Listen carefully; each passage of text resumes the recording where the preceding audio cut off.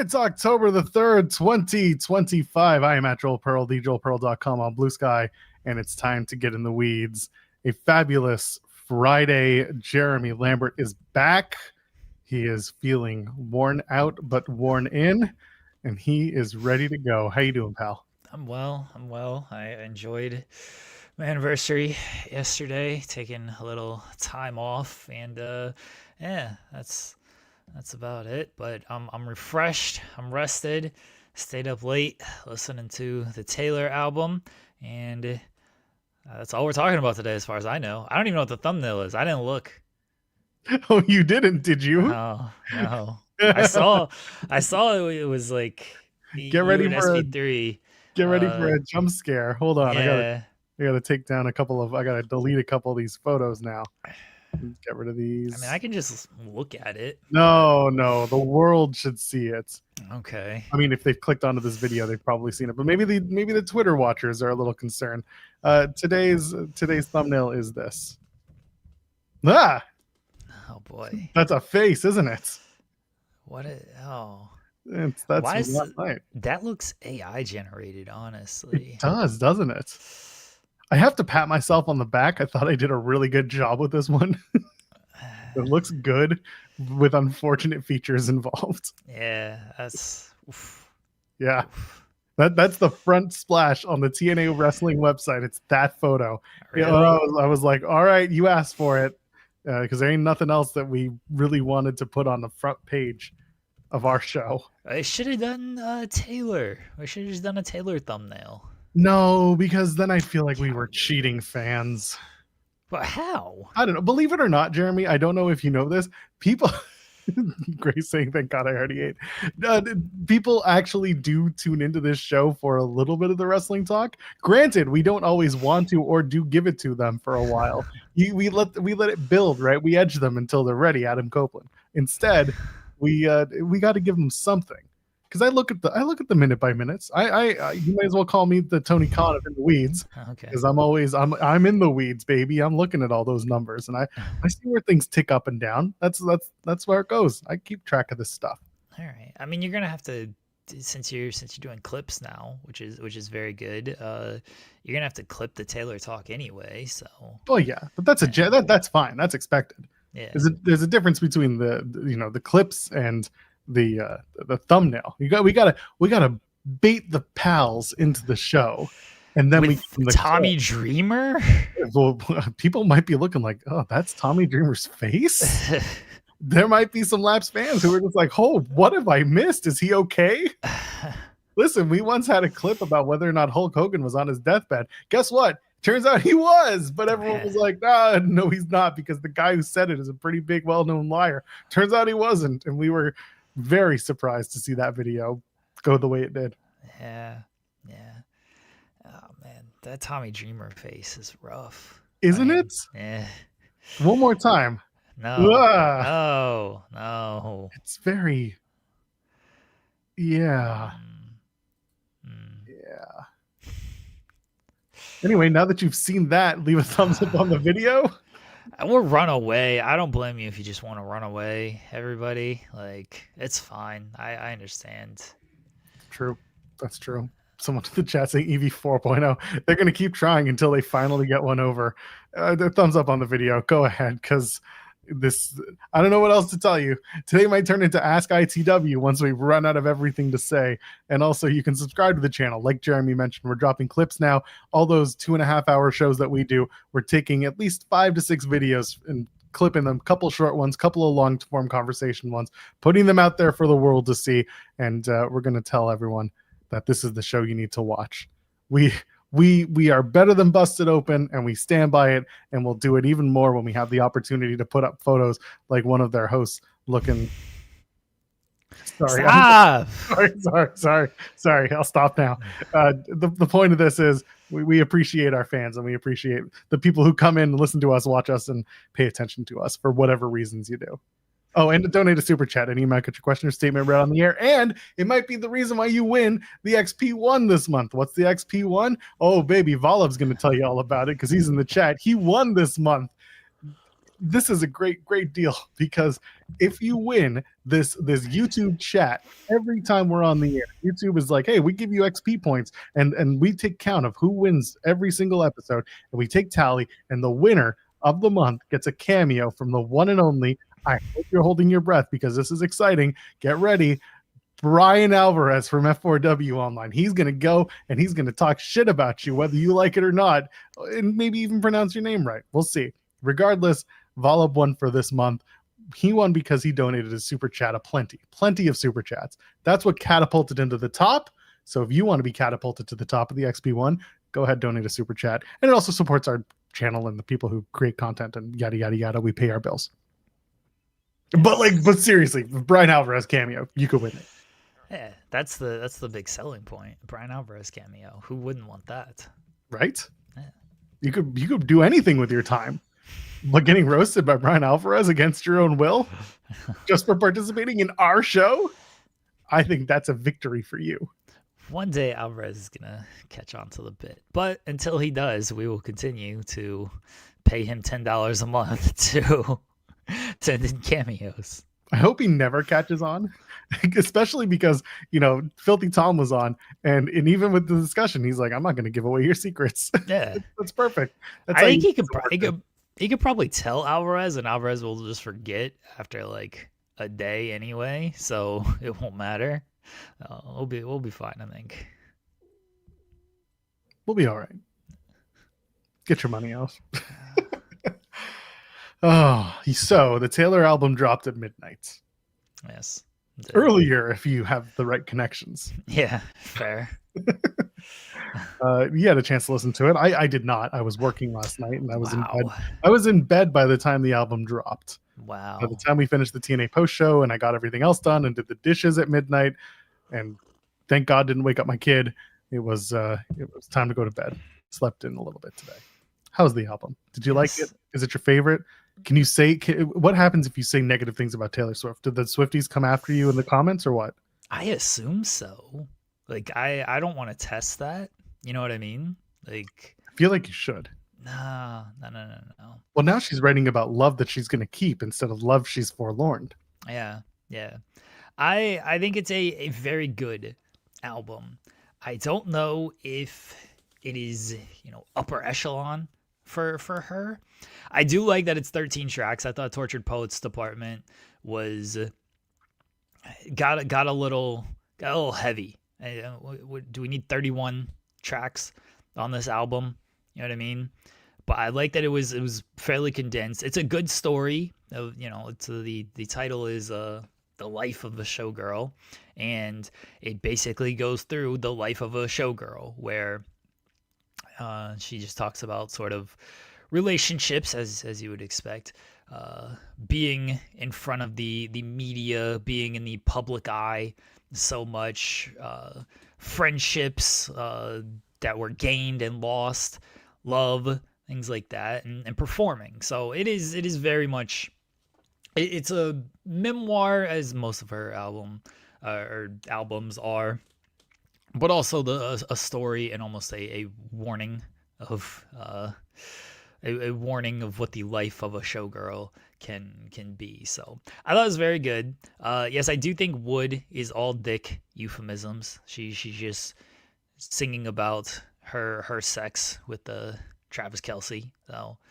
as someone who gets on here and talks about my active sex life, I can't, hate on Taylor Swift doing the same thing. So I respect it.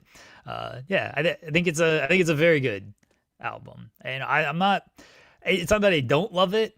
After the first listen, I was like, all right, this was very good. It didn't hit me like the one like Folklore, Evermore when I first listened to it. I was like, oh, this is like top tier kind of stuff. This was just a very good album that I'm sure will grow on me, as all her music does.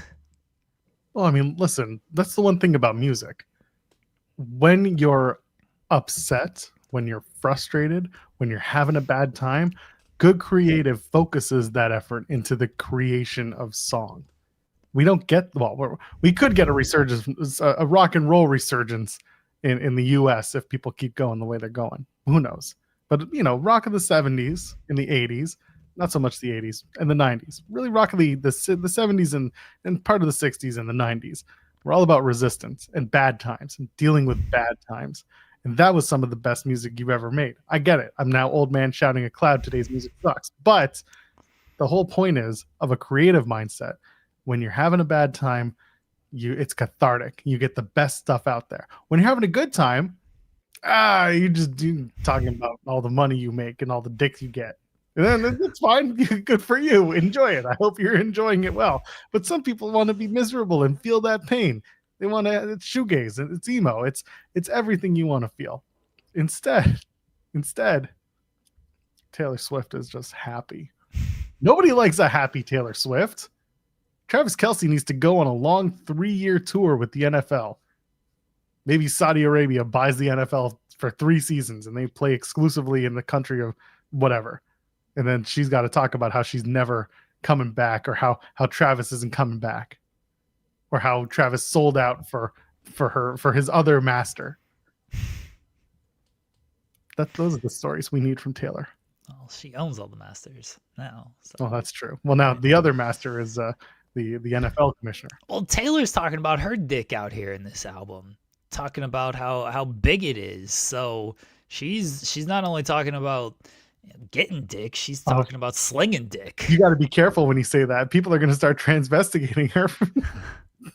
It's on the album. All I'm doing is repeating lyrics that are on the album. I hear you, and nobody's saying otherwise. It's just I don't know. She's just out here, talking about her dick stuff. Come on, she's one step away from. I gotta pop my dick, man. That's what this album was. She is popping her dick on this album. She's like, my dick's bigger. That's why I make all these deals. Like, all right, keep slinging your dick there, Taylor. Oh, bless her. She's very talented. She's a very exceptional writer, and again, she's delivered another strong album that all the Swifties, I'm sure, will love. I love it, and I'll continue to listen to it at my leisure as I do. So yeah, I love that it's 13 tracks. I love that it's like 42 minutes long. I'm like, oh, it's 12 tracks. Sorry, I'm sure they'll do bonuses and everything. And I was like, oh, good, a short album. We need more of this. This is what I love about the Clips album as well. We don't need to do 20 tracks, hour-and-a-half album. No, just do your music, tell your story, and then be done. You get more replay value out of that. Less skips, less tracks on there, less potential skips. So I thought there was going to be 13 tracks on the album because she's all about 13. Yeah, she teased everybody. Maybe there's 12 because it's the 12th album. That's my theory anyway. Oh, everyone's going to be out here doing this. It's going to be fun. Yeah. Lawrence is popping me. Bless Lawrence. He's doing it on Twitter too, which is like, yeah, I know. That's what makes the bit even better, is that he's doing it on Twitter. You're never on Twitter. Fantastic. Oh, because he's going after that one dude. Yeah, exactly. That's now I get it. Yes. Sorry, getting a call from an unknown number, and I was like, "What is this?" Oh. Whenever I get calls from unknown numbers, I tend to look up the numbers in case it's a business that I need to interact with. Oh. Yeah. Good job, Lawrence. Good shout there. I gotta listen to the Hayley Williams album. I saw she call Morgan Wallen a racist, which is hilarious. And, He's right. Yeah, I mean, I don't disagree with her. But I do like Hayley Williams, and I should listen to that album. I don't realize like stuff is out, so I didn't even realize it was out until I saw her calling Morgan Wallen a racist. So I was like, oh, all right, maybe I should listen to this. And then the Taylor album came out, so I was like, well, Hayley Williams got to take a back seat for now. So I'll get to it. I'll listen to Hayley this weekend. Shaza McKenzie is a coward. Of course. Let me put out there. Let me guess, she has work to do. And she says, I want to join, but I got to get up and on the road for a show. I'm like, wow, I'm just going to call her a coward. Call her a coward. Tell her coward and fake Swiftie. Thank you. And tell her to include this in her day in the life video. She was invited to do a podcast about Taylor Swift, and she cowered out because she had to go to work. Ooh, Come with me. I'm going to take you on a day in the life of a pro wrestler. First, I declined to do something I love because I'm going to go do the other thing that I love. Actually, shout out to Shaza. She's great.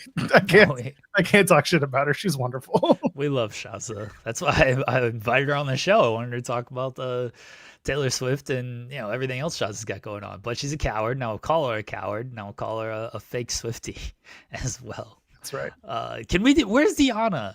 Message Deanna. Get her on here. Deanna? That's a good question. I'm just going to tweet her publicly. Okay. I think she's still asleep. I think I was listening to a podcast that she is a late riser. I think it was on their podcast, actually. So I'm not speaking out of school. They put it out there. Hey, Deanna Prazo, do you want to come talk Taylor Swift with Jeremy?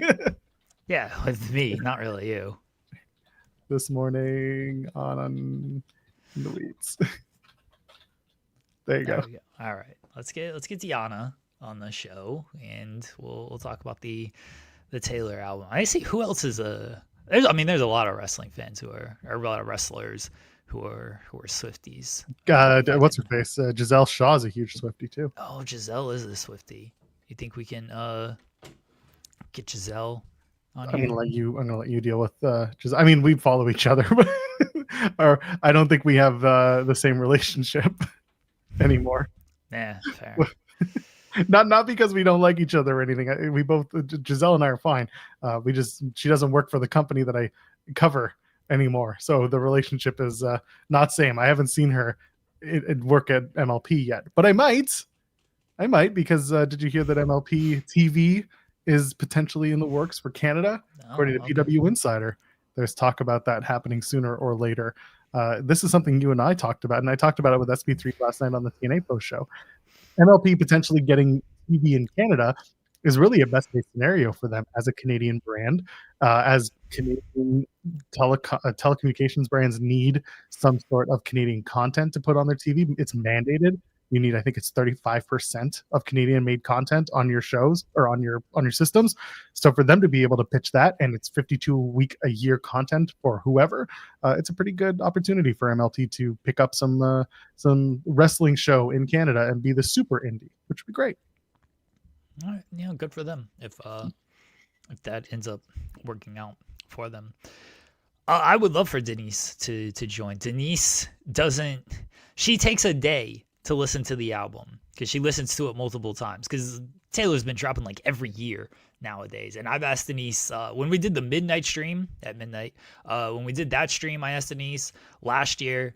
This year I didn't bother because I already know what the deal is with her. But yeah, she listens at midnight. She like unplugs from social media. She goes away and just like takes in the album.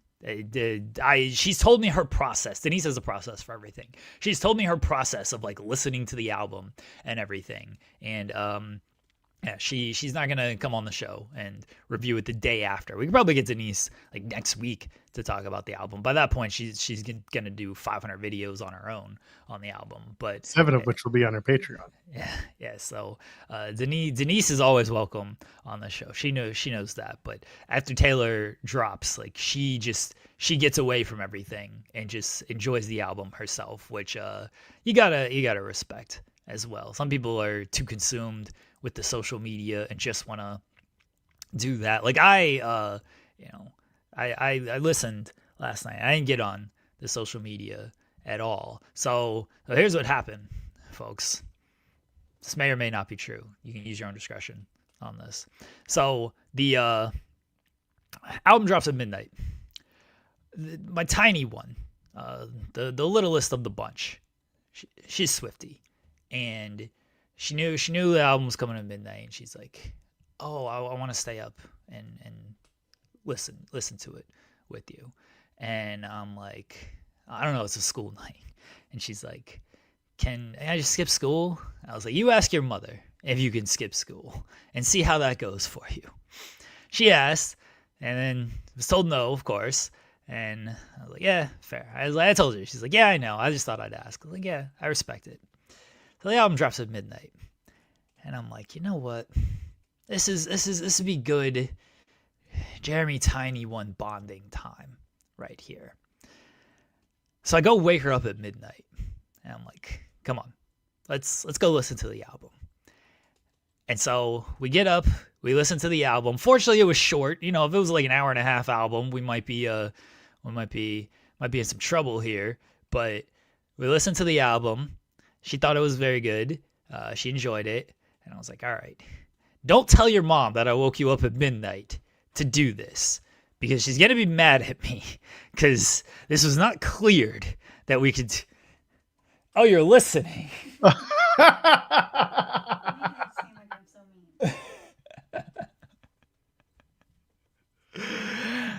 Like, don't tell your mom that I woke you up at midnight to do this.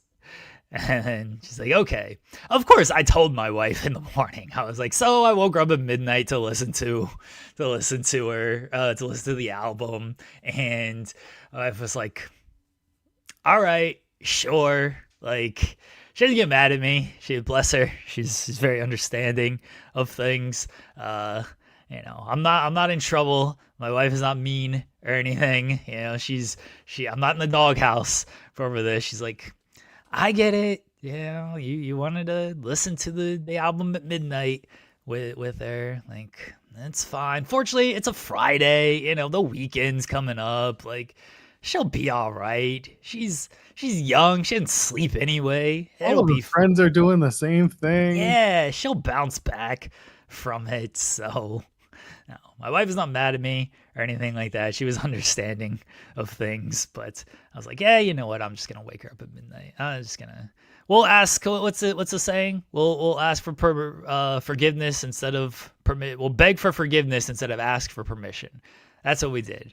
Although we asked for permission and we correctly got shot down on multiple times of even skipping school, which would have been hilarious. But we were just like, just wake her up at midnight. So the kid enjoyed it, though. She enjoyed it. So instead of begging for forgiveness, you ignored the ask to not wake up the child at midnight. Well, here's the thing. You ignored the request to not wake the child at midnight. I did ignore it, yes. But, like, my wife knows me, sadly for her. She knows me. So I'm very honest with her. I cannot lie to my wife. I'll lie to everybody else. I cannot lie to my wife. I'm very honest with her because we have this conversation and the tiny one asked of like, hey, can I stay up? Can I skip school? And like in my head, I'm thinking like, I'm probably going to do this anyway. You know, like, let me just see. So I did. I told my wife, I was like, I'm going to wake her up at midnight. Like, is that okay? And my wife was like, I would prefer you not. Like, can we just not do that? And I'm like, all right, but I'm probably going to do it. I hope you know this. Like, I'm probably going to do this. I understand your no. I understand your request, but I'm probably going to do this. And she's just like, I would prefer you not. Okay, can we just not do that? I was like, all right, fine. I won't. But then I did it.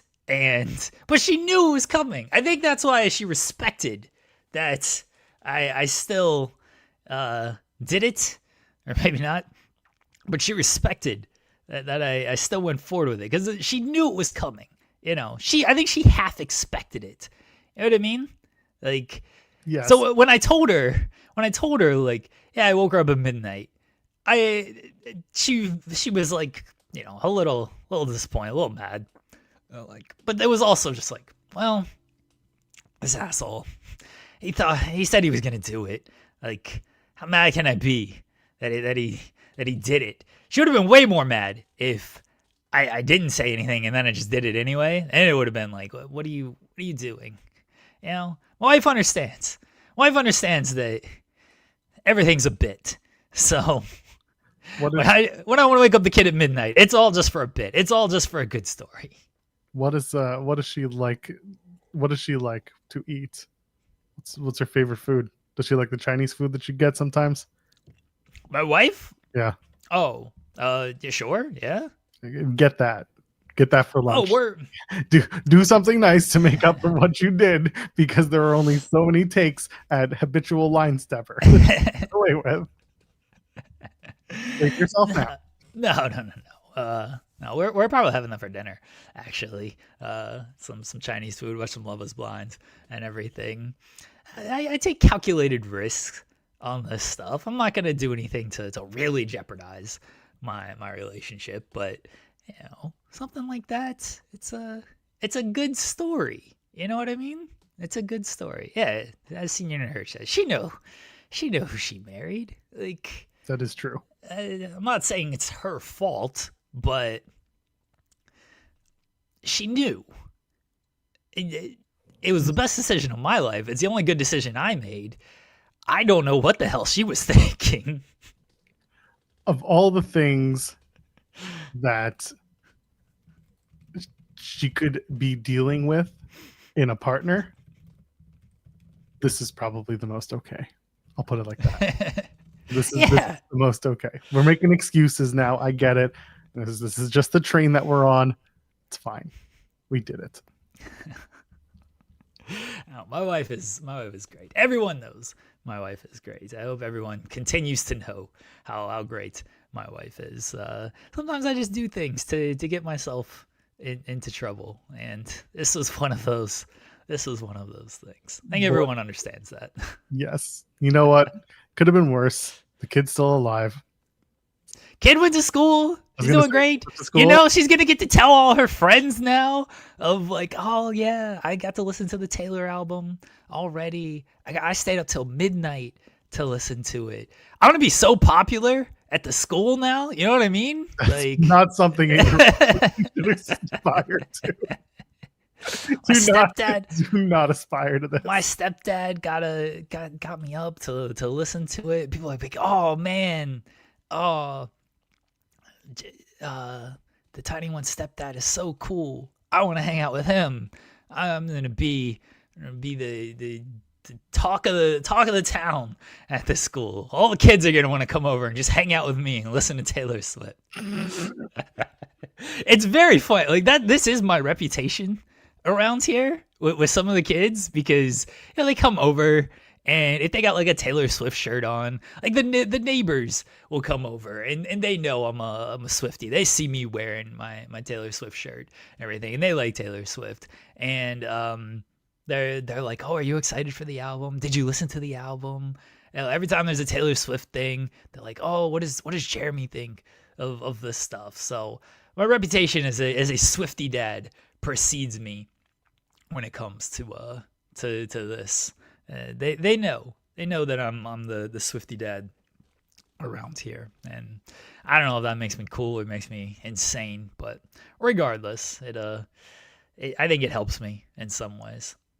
Zeno Hour pitching that our wives should host a show together. Take our dynamic, and first of all, make it super awkward. But also because this is, and also like flip it. Whatever you think Jeremy is like, that will be my wife. Whatever you think I'm like, Jeremy's wife. We have discovered this over time, that the four of us have similar partners just flipped, and that's probably why we get on as well as we do. Mine would be very uncomfortable on stream. She doesn't like being on stream anyway, like I gotta not force her, but when she's just kind of talking, when you hear the voice and everything, like she would not do that. I don't know if I'd allow her to do it, honestly. If pressed, if forced, my wife can do it, but I don't think she wants to, and I can't blame her. She married a host. She married a guy who talks for a living. Yeah, she can talk. She can keep up, but I don't know if she can do a 2.5 hour show like this. No, I would not. I would not make her do that. I don't think. I don't think. I know she has no interest, and she doesn't want to be on stream at all. So yeah, doing a 2-hour show, no, it just, she would offend people with her takes too. The stuff if she talks about wrestling, my wife's got some hot takes when it comes to wrestling. She smartly doesn't put them out there on Twitter, because people will get mad at her and I'm not gonna put it out there because I don't want people to get mad at her. But she has some very hot takes. It's mainly just put all the titles on Sami Zayn and Eddie Kingston, which I don't feel. I mean, Sami Zayn, I guess people don't like right now, but I don't think that's a super hot take. But that would be the takes that she would be out here. She's got some other ones that are a little bit hotter that You realize will not say. those two that you just mentioned, if she put them on Blue Sky, she'd be praised for hours. Yeah. You should probably, get more retweets than that Hangman, tweet about, fuck Ice, go and complain to the Zendesk account. I feel so bad. Listen, he's right to do it. I'm glad that he did it. I think that was the right thing to do.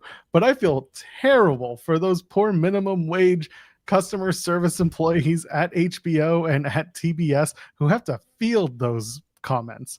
Some of them are just going to be like, boss, this is so degrading, and they're saying such mean things. What's a mark? My name's not Mark. What's a jobber? I'm not a. What does this mean? They're going to be sitting there like, I got to take out my English to wrestling dictionary and try to figure out what these nerds are telling me, and then they can just press, all right, okay, suggestion noted. It's literally just a red button that says suggestion noted over and over and over again. But again, Hangman's right to put it out there. You just feel bad for the min-wage employees who have to deal with the backlash. Yeah, they're gonna get some mean comments from a lot of people out there. It's not gonna be great, but good on Hangman for putting it out there. Like, we don't need it. You know what ad? It plays every single time. We're watching like The Office. Really anything. It's always on. I think it's on YouTube as well. The Amelia Sykes ad with the waitress. You guys know what I'm talking about? You seen this ad? Chat, you're gonna have to fill me in because Canadian. Okay. All right. So it's this waitress and she's like complaining about tips being taxed, and it's Amelia Sykes, and she's like, she wants to keep illegals on Medicaid. Illegals. And I'm like, oh my God, you racist blonde lady. And then it's like, tell Amelia Sykes, we want this. And like, instead of that Washington nonsense, this plays.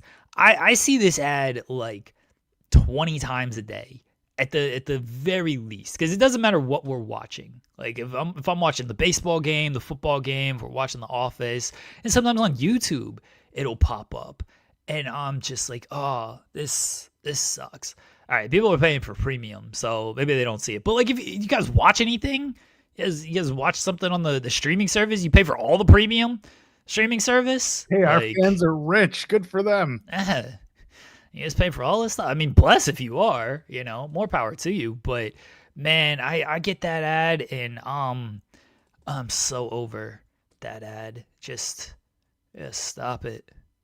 All these political ads, all these ICE ads and everything. Man, can we just get like a nice like Coke ad? Where's Kendall Jenner handing people a Pepsi to unite the world? Bring that shit back. I'll watch that 100 times a day over these political and ICE ads. Isn't it amazing the type of things that we get, or not we, but a society gets upset over, and then we look back years ahead and we're like, yeah, no, it was better when that happened. It got worse, and you complain that this ad's going to make society worse. No, it got worse on its own. Pepsi didn't work. Yeah, clearly it didn't work, but like, can we at least bring that back and try again with it or something? Like, because right now, not a whole lot is working. Get McDonald's on this. If McDonald's can't unite the world, they ain't gonna do that shit. You ain't gonna get McDonald's to do this. McDonald's like, ba-da-ba-ba-ba, go back to your home country. Like, that's just what they're gonna do. McDonald's sounds very good right now, by the way. It goes for some hash browns. We went to this breakfast diner last night. Maybe it is localized, I don't know. So it's localized, but like the ICE ones specifically, the ICE ones are not national. Yeah. And I know that like there's always a difference. Some are national ads and some are localized, but yours might be just for the state. Who knows? Yeah, maybe. All right. Well, if you don't look it up, everybody don't. But I'm just sick of it. Sorry to anybody who gets all these local ads and they're sick of their own local ads that they're getting. So anyway, back to better topics. We went to this breakfast place last night. We went to this little cafe. It was very good. I got a breakfast quesadillas. It was like a quesadilla with bacon, eggs, cheese, hash browns on the side. Oh, so good. Yeah, that was my second breakfast yesterday from this cafe. Didn't have sweet tea, unfortunately, because Ohio just doesn't have sweet tea. But the food was excellent there. I'm not gonna out where it was, but if you're ever in town and you want recommendations, I will tell you where it is then. But it's a little nice little cafe that we went to. I am going out tonight. My wife and I are doing something for dinner. We're going to leave the kid behind. He's going to fend for himself. Just by himself? Nice. Yeah, fend for himself. I'm going to put him in a cage, give him a little bit of water, like one of those hamster waters. Okay. Maybe a little, building him a hamster wheel, and he'll figure it out. It's the best I can do. No, he's got a babysitter. Before anyone's just like, oh, we got to call the Canadian, whatever, CPS on him. No, he's got a sitter who he likes, so that helps. No, we're going to go somewhere we don't know where, probably in the neighborhood, and just kind of have an evening out, because we realized like we haven't done a date night in a little while, and last time like we got away for Rosh Hashanah, the Jewish New Year. We had a nice dinner party that we were invited to for the New Year, but other than that, like her and I haven't had a nice evening out, and that'll be good. Where we're going to go, no idea. We just found out that one of the pubs in the area is closing down after like almost 15 years of being open. They weren't that great anyway, but like people liked them because they were, they had good beer and they had local stuff, and the food was allegedly quite good. To me, it was always just too expensive, but that's just me because I'm a cheap Jew. But there are lots of places in the neighborhood that we can go to. You've seen my neighborhood. We're more than just the A&W at the corner. There's a bunch of nice places you can go. Yeah. Well, good. I hope you have a good night out. We're gonna order Chinese and watch SmackDown, because I probably got to cover that. But then we're gonna watch some Love Is Blind and catch up on that. So that's what I'm looking forward to tonight. Hanging out with my wife, having some Chinese food, and having dessert, and watching terrible trash reality and terrible wrestling. Yeah. Wrestling. Plenty of it, unfortunately. Volop sent a super chat. I don't really know if we need to finger on the button on it, so let's just pull it up. Volop says, did you count on today being day 13 of trying to correct the vanilla fumble? I'm vanilla, baby. Yeah, because the album dropped and then... Yeah. No, I did not. Chris Bordine asked the same question. It was just a happy coincidence that 13... The day 13 happened to be on a day Taylor dropped. I could not plan because I started the bit the day after All Out. Like I started it on that Sunday, so it just happened to be a happy coincidence that 13 happened to be on this Friday. The ripples are still being felt. I was listening to Steven Larson, and they made reference to it. Oh yeah, they finally found out what happened, and someone in their chat mentioned that TK said no, and they were like, "What? When did this happen?" And I wanted to be. I was happy as a pig in mud that day. It was good morning for me. Oh, they got to watch the product, man. I can't blame them. Nobody. Well, I mean, our product. Yes, they should absolutely be watching our product. Watching the media scrum after a pay-per-view when they also have to review the WrestlePalooza show. I don't really fault them for that. So you know what? I'm just happy to see the ripples continue on. Speaking of the ripples, WWE announced that NXT is going to ripple it back to the theater at Madison Square Garden the Tuesday after the Saturday night's main event for John Cena's final. No. Raw. Okay, let's go back. WWE announced that this is probably a short, right? I don't care. I'm not going to clip it at this point. You could. No, I'll clip it for a short. So get it right. WWE announced that on the backs of John Cena's final appearance at Madison Square Garden, they're going to hold another set of NXT tapings on November the 18th at the theater at Madison Square Garden. So we're looking forward to the potential of, will John Cena show up at NXT? No. Probably not. But you know what? They're going to do their best to make it feel like he's coming without announcing he's coming. He'll do what The Rock did. Take 20 shots and say he's 20 steps ahead of his retirement and just do a 20-minute promo in the ring where he's just talking about nothing. Joe Hendry's going to call him out. That's what's going to happen. Oh, Christ, you're probably right. Joe Henry is such a. So they're doing a no disqualification match next week on TNA Impact. Him and Eric Young are going to have a rematch, and it really feels like Joe Henry is not on the Bound for Glory card, which is a bit surprising, but also not at all surprising. The way they did the send off at Victory Road. Meanwhile, Carlos Silva is doing interviews, and he's just like, he's with us until he's not. And it's like, well, feels like he's not a lot sooner than he is. So good for you, Carlos. It looks like, this might be the end for Mr. Henry, unless they give him some sort of 6-man coming out of this Eric Young stuff. I think the Eric Young cleanse should be him defeating every single contracted talent on their way out.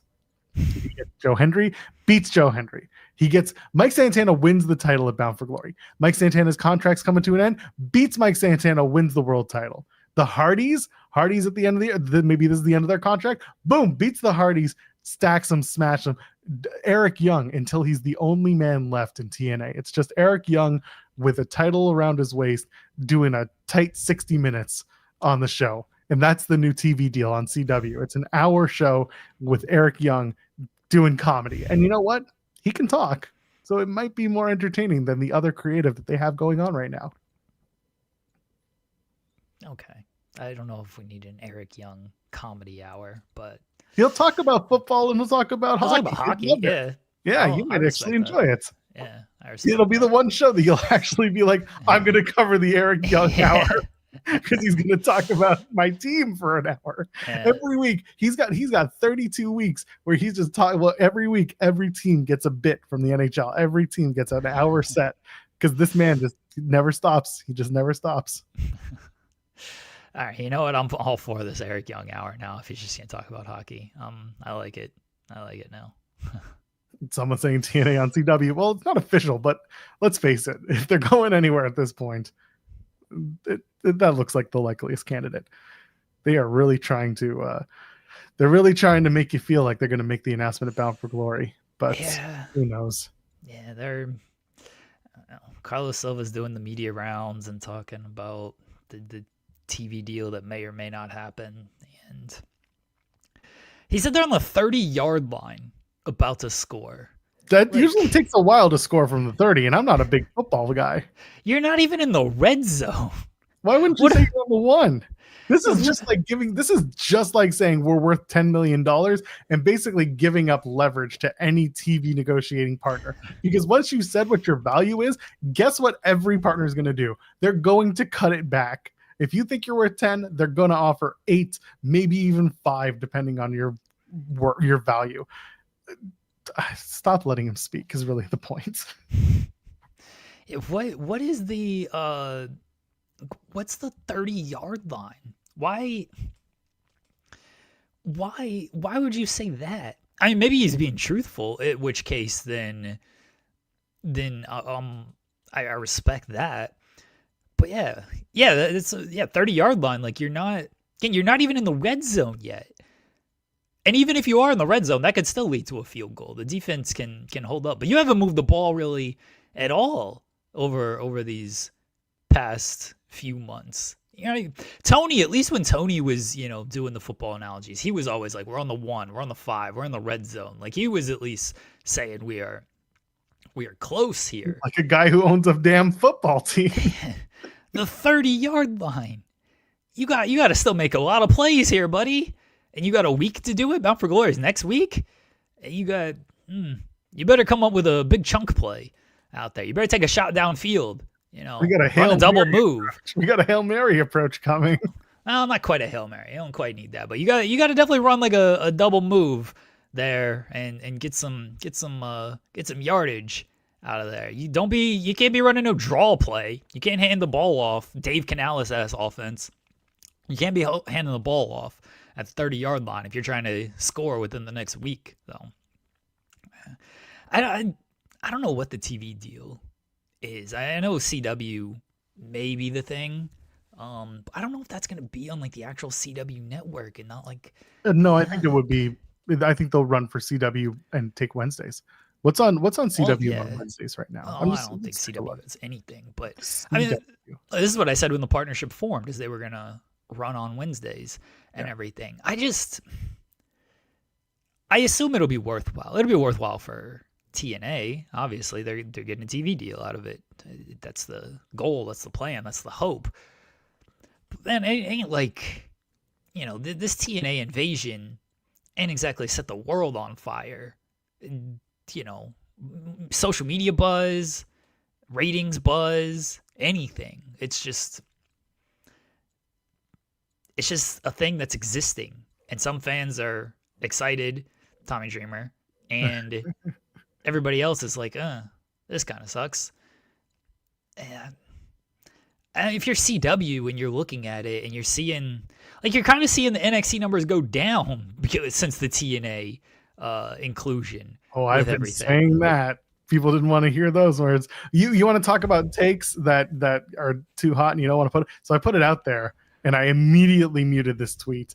It was, boy, for an invasion or something like that. The TNA talent love posing with pictures of the WWE. Yeah, I saw logo. people got mad at you about that. Did they? Because I immediately muted that tweet. I was like, I know what I'm doing and I'm just walking away from this bomb. But tell me in kayfabe why they're taking photos with the WWE sign. Suddenly thally all pal, but it's so obnoxious that they keep taking photos with the damn signs. Yeah, I saw people get mad at you. I was like, oh, Joel, poor guy. Oh no, I haven't seen shit from it. Okay, I won't say anything. And the only person who knows, or the only way people know that I muted that tweet is if you go to our pal Matt Black, who retweeted it, and underneath I just said I muted that tweet immediately because he's the only one I need to say that to. Yeah. I was just saying, even with the low numbers, aren't they still the highest of any show? Probably. I mean, CW's got like football and stuff nowadays, and I think those games do well, but they're probably still the most consistent and still the highest rate. Like, they're gonna draw numbers. All I'm pointing out is, since the NXT started, or since the TNA stuff started, the NXT numbers are down. Now they are, at least this past weekend, they were against the baseball playoffs, and like, they had Yankees and Red Sox to contend with. That's gonna draw. That's gonna do numbers. Dynamite's gonna take a hit on Wednesday whenever those numbers come out as well because of Yankees Red Sox. And I know TNA numbers aren't reported, but if they were, their numbers would take a hit last night for Game 3 and Yankees and Red Sox. So I understand that they're battling a tough time. Next week they're gonna have more playoffs to contend with. They're gonna have AEW to contend with, but it's been a fairly, like, the biggest one was they did Homecoming and then the numbers dropped after that. Although now it seems like the Nielsen ratings they're being calculated different. I saw Thurston's report on this, so I don't fully know what to believe on the ratings, and we're not people who put like a ton of stock into the ratings anyway. I'm more just looking at it if I'm CW and I'm seeing like this partnership and it's not doing maybe the gangbusters that you were hoping it was going to do. Like, do you think twice about it? Obviously, I don't think they are. I think they're going to go forward with it, but go ahead. I especially don't think that they would take it away, because if you're paying NXT, let's say, I forget what the numbers are, but let's say it's 50 million for the show, and you're going to pay TNA a fifth of that, upwards of a fifth of that, maybe a tenth if you're lucky. It's probably okay. And they're on a sports kick. Like, they've got college football, they've got NXT, they've got NASCAR, which NASCAR, they've got that stuff. So this is an opportunity for them to just add another sports platform. TNA is not exactly, a big money deal for them, but it's a deal for them to get cheap programming that runs 52 weeks a year, and then TNA gets happy because they got a TV deal, and oh my god, the world is fixed and we're number 2. Volub saying, they're not going to move Law and Order. It's Law and Order Toronto. Even I can say they could move Law and Order Toronto. I will give them explicit permission to move Law and Order Toronto if they have to. And if it becomes like they keep it on Thursdays, then what are they? They're moving Police 24/7. So I don't know what show, if any, they'd be moving, but like, you've got other nights of shows that you can touch and you can move over. Like Penn and Teller fool us on Fridays. Master of Illusion. They like that stuff. They're not moving that shows. They do, but in terms of like a ratings getter, TNA could still outperform a lot of those shows just by being a live sports program. Let's see what Thursday and Wednesday numbers are for CW. So this is last week. Thursday, they had, where's the CW? Okay, they had Police 24/7 from 8 to 10, and that drew a 400,000 viewers, 461,000, and a 0.04 demo rating on Thursday. Honestly, 400 and a 0.04, TNA would love that. And then on Wednesday, they have Law and Order, Criminal Intent. What is P? Is that like a replay? Where do you see P? This is on. I'm on Programming Insider. And you're Premiere. It's Premiere. Yeah. So because it's a new episode. Oh, okay. Yeah, I don't know if they'll move that, honestly, if it's something new. But they got worth saying they're a season behind because in Canada I think we're season 2 already. Okay, and this deal's not kicking in until 2026 anyway. Yeah. Well, yeah, if it happens, like it wouldn't kick in until 2026. So they have plenty of time to shift the schedule around. But it drew about 600,000. Not bad. 600,000 and a 0.03 demo. And then the following show, Wild Cards, was a pretty big drop off. It was 344,000 and a 0.02 on the demo. So if it's not like a new show, I guess Law and Order Toronto is, but you said it's a they're a season behind. Okay. The first season was last year, and now they're catching up. Gotcha. It's 2026 is when this deal would kick in. You know what I mean? Like they can move stuff around before then. They can run out the rest of the year and then figure out the schedule, and that's what they're. We'll see if that's what happens or not. I've always said, I've said it's going to end up on Wednesday, just because I thought that was WWE's play the entire time. That this is what they wanted to do, and people saying it does nothing for the CW network. But it doesn't matter because you're pulling up the numbers right now for the shows that they're already running, and they're going to get similar ratings for TNA based on just wrestling being on a known station. Like we can't really take the numbers that TNA has now because they're running on Access. Fewer homes are getting it. Nobody knows where Access is. In Canada, it's doing fine in a certain degrees, but like they need to get it off of TNA Plus. They need to get it off of YouTube. They're trying to get it onto a major platform. And if they go to CW, they'll probably see that 400,000 mark fairly regularly, maybe 350. But again, the creative also needs to beef up. But that's a TNA problem, less a CW problem. They won't care about counter programming because I don't think they know or care that Dynamite is on at the same time on TNT, right? So for them, it's cheaper product for them to put on their television. Yeah, I'm sure they know. I mean, I'm sure they're aware, but I don't think they're as entrenched in the conversations as we would be. Yeah, I don't think that these networks again care as much until it does hurt the numbers. Because USA didn't care. USA was just like, yeah, NXT Wednesdays live. We're just gonna keep it there because that's what it's been. NXT's been on Wednesdays, and then the ratings suffered, and then it was like, okay, well, we need to try to get this off of here, and then they moved it to Tuesdays. But I don't think CW really cares until numbers come out, and then they might start caring. Like, all right, Wednesdays ain't working for us. We gotta put this somewhere else.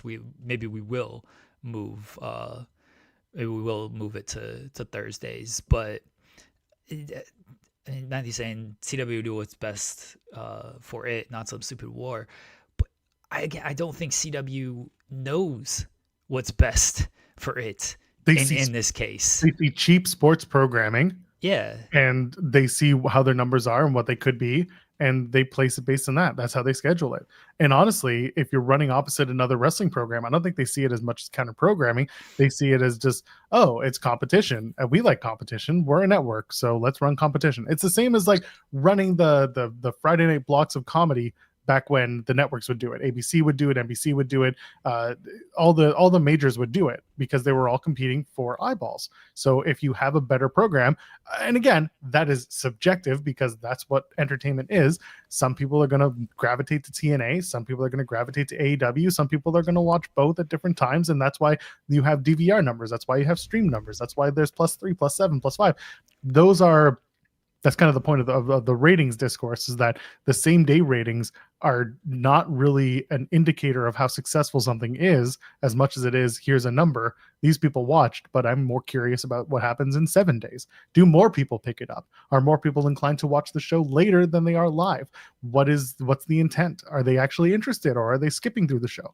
There's a reason for it, but I don't know. I see them going to Wednesday, and part of it is because they'll then put me out of my misery, and I'll do the post show will have to change based on that. But yeah, that's what I expect. I just don't know when it'll be announced. Maybe Bound for Glory. If we get, I swear to God, if we get the greenish blue Bound for Glory card and it says Carlos Silva has a huge announcement, Oh boy, I am going to scream. They're just copying homework now. If I see it, I will be screaming. It would be so funny, but it's kind of what I expect, to be honest with you. But yeah, that's just what it is. Again, I don't care about counter programming. I don't. Again, this is just they're going to try it, and they're going to be CW is going to be happy.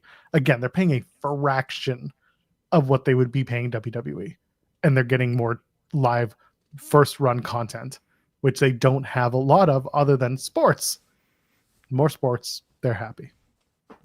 Yeah. We'll see if they score from the 30, if they can continue to move the ball, and we'll see how quickly they can get it done, since Carlos was open Bound for Glory, and here we are about a week out from Bound for Glory, and they're on 30, so we shall see. Zeno, I was saying, if not CW, who would be the second option? Amazon, maybe. I mean, Amazon is into sports. They got football. They maybe have NBA. I'm not positive. I don't think they want streaming. I don't think that, unless it's the PLEs, which may be going to Peacock because that's where NXT is. I don't think they want streaming. I think they want their television to live on a television system. Traditional TNA. You're talking about TNA. TNA. Yeah. Okay. Talking about TNA. Sorry, did I say someone else? No. I was just clarifying. Okay. Yeah. I think that TNA has a plan to be on a television provider, on a television system, and not exclusively to streaming, because the deal might not be as formidable going one versus the other. Yeah. I that would make sense for TNA wanting to stay on a platform like that, or stay on a TV deal and not going to streaming on there. And I don't know how much streaming helps on that kind of stuff. I mean, we see the numbers every week for Raw, and like they're fine, but ain't like they've converted millions of new fans just because they're on Netflix, And again, this is the conversation that we're talking about, the 5-day, 3-day, 5-day, 7-day delay. We get night after for global Raw viewership, right, from Tadam, and it's what, 2.3, 2.5 million on the level. What happens after 7 days? It's not night after, though. It is 7 days after for Netflix. Yeah, because it's always a week after. No, it's always a week late with Netflix. Like, the Raw numbers for this week won't be out until next week, so it's always a week late because it is the 7-day viewership with Raw. Well, there you go. Big Man pointing out, by the way, that you don't get to channel surf on streaming. Yeah. And that's a good point. If you're sitting around and you're just aimlessly switching stations, and all of a sudden you see wrestling, and maybe you're like, oh, I haven't seen TNA since Jeff Jarrett. I don't know. But who knows? Maybe they just haven't seen it, and they're just like, oh, let's see what this is about. Or it's wrestling. This is wrestling. And maybe you've seen AEW a bunch and maybe it wasn't for you. And then you see TNA and you're like, oh, this is different. I'll give it a shot.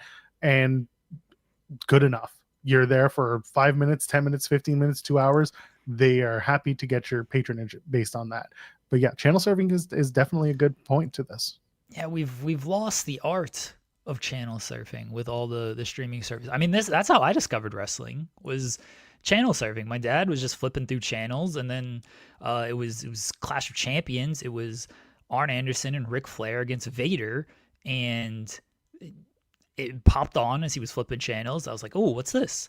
And my dad kept it on, and I was hooked, and I was like, oh man, wrestling is pretty cool. And the rest is history, I guess. But yeah, you don't have that nowadays with all these streaming services and people cutting cords, because like we don't have any cable TV here in our home. It's all different services, or if I need, like, the only real app I need is USA to watch SmackDown. But I use my friend's TV provider to just watch on the app, so I don't get to channel surf in that way. So we've lost the art of channel surfing and just discovering new things in that way. And people are saying that TikTok and Instagram Reels is the new channel surfing. I guess I'm not on TikTok. Even that's fed to you as an algorithm, so it's already stuff that you've been looking at or interested in and that you care about. The internet's a vast, disgusting place with quadrillions, quintillions of content, stuff that you'll see, stuff that you'll never see. It's kind of what's interesting about it. And the stuff that hits is, it's what gets put into your ears. Stuff you're interested in based on your search habits, based on what you're watching already. It's just fed to you. It's just fed to you. That's all it is. You like this, therefore you'll like this. It's that the joke that people make about, like, you talk about, I really like Tide Pods. Oh, I should probably get some Tide Pods. And then like 2 days later, guess what you're being sent on Instagram ads? It's Tide Pods are on sale. That's the way it goes. So B-Meister saying I would watch TNA on MTV if it replaces 24/7 ridiculousness. But that's the thing. It's cheap replayable content. Yeah. Is that still all MTV plays? I don't know. I don't watch MTV outside of The Challenge, and I watch The Challenge through through a website. I don't watch it through the MTV app because the MTV app sucks, and I don't watch it live, so I just watch it through a website that I know. But yeah, I do not. I don't know. Channel surfing isn't a thing, so I don't know how channel surfing goes nowadays and what people can discover, because I don't get to channel surf at that point. Again, we've lost the art, man. We've lost the receipts. We've lost the text of how it used to be. And music television doesn't exist. All the music videos are online. Yep. And even then, they're not being watched at the same hilt. Canceling Catfish. The first thing I thought about was, are they ever going to air that episode with Saraya hosting? I thought that show got canceled a long time ago. I thought they had aired that episode of her hosting a long time ago. Turns out, still not happened. That should be the last episode. Saraya's episode, whatever it is. Just all the wrestling fake catfishing. That should be the episode. I always wondered as we got deeper and deeper into Catfish, because like the original Catfish with Neve and everything was good, and that was kind of groundbreaking at the time. And then, it spun off into its own television show, and I really enjoyed the television show. And then as like we got more seasons and more seasons and more episodes, I was always like, how do people still fall for this? Like, haven't you seen an episode of Catfish by now to understand how this works? You can do what Neve does. Come on now. Like, you can look up all this stuff and get to the bottom of it. You don't need Neve. And I just thought, like, oh, people are they just want to be on the TV show, which fair enough. I mean, people did that.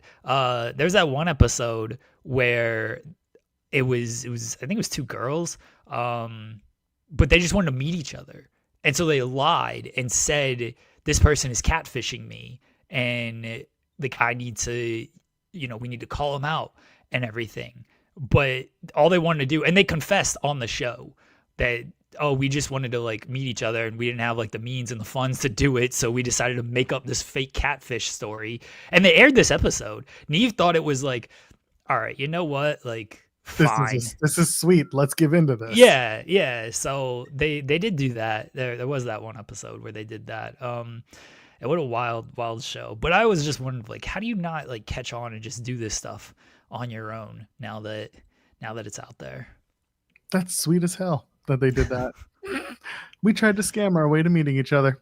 Anyway, It works. It does work. Sometimes you get a sucker. AI is absolutely going to make it harder. There are a lot of those videos going around of people doing deep fakes and all that. It's crazy, man, and it's weird, and I don't like it, and that's why I don't interact with them. When random people, random accounts follow me on Instagram, I immediately, and this happened this morning of all places.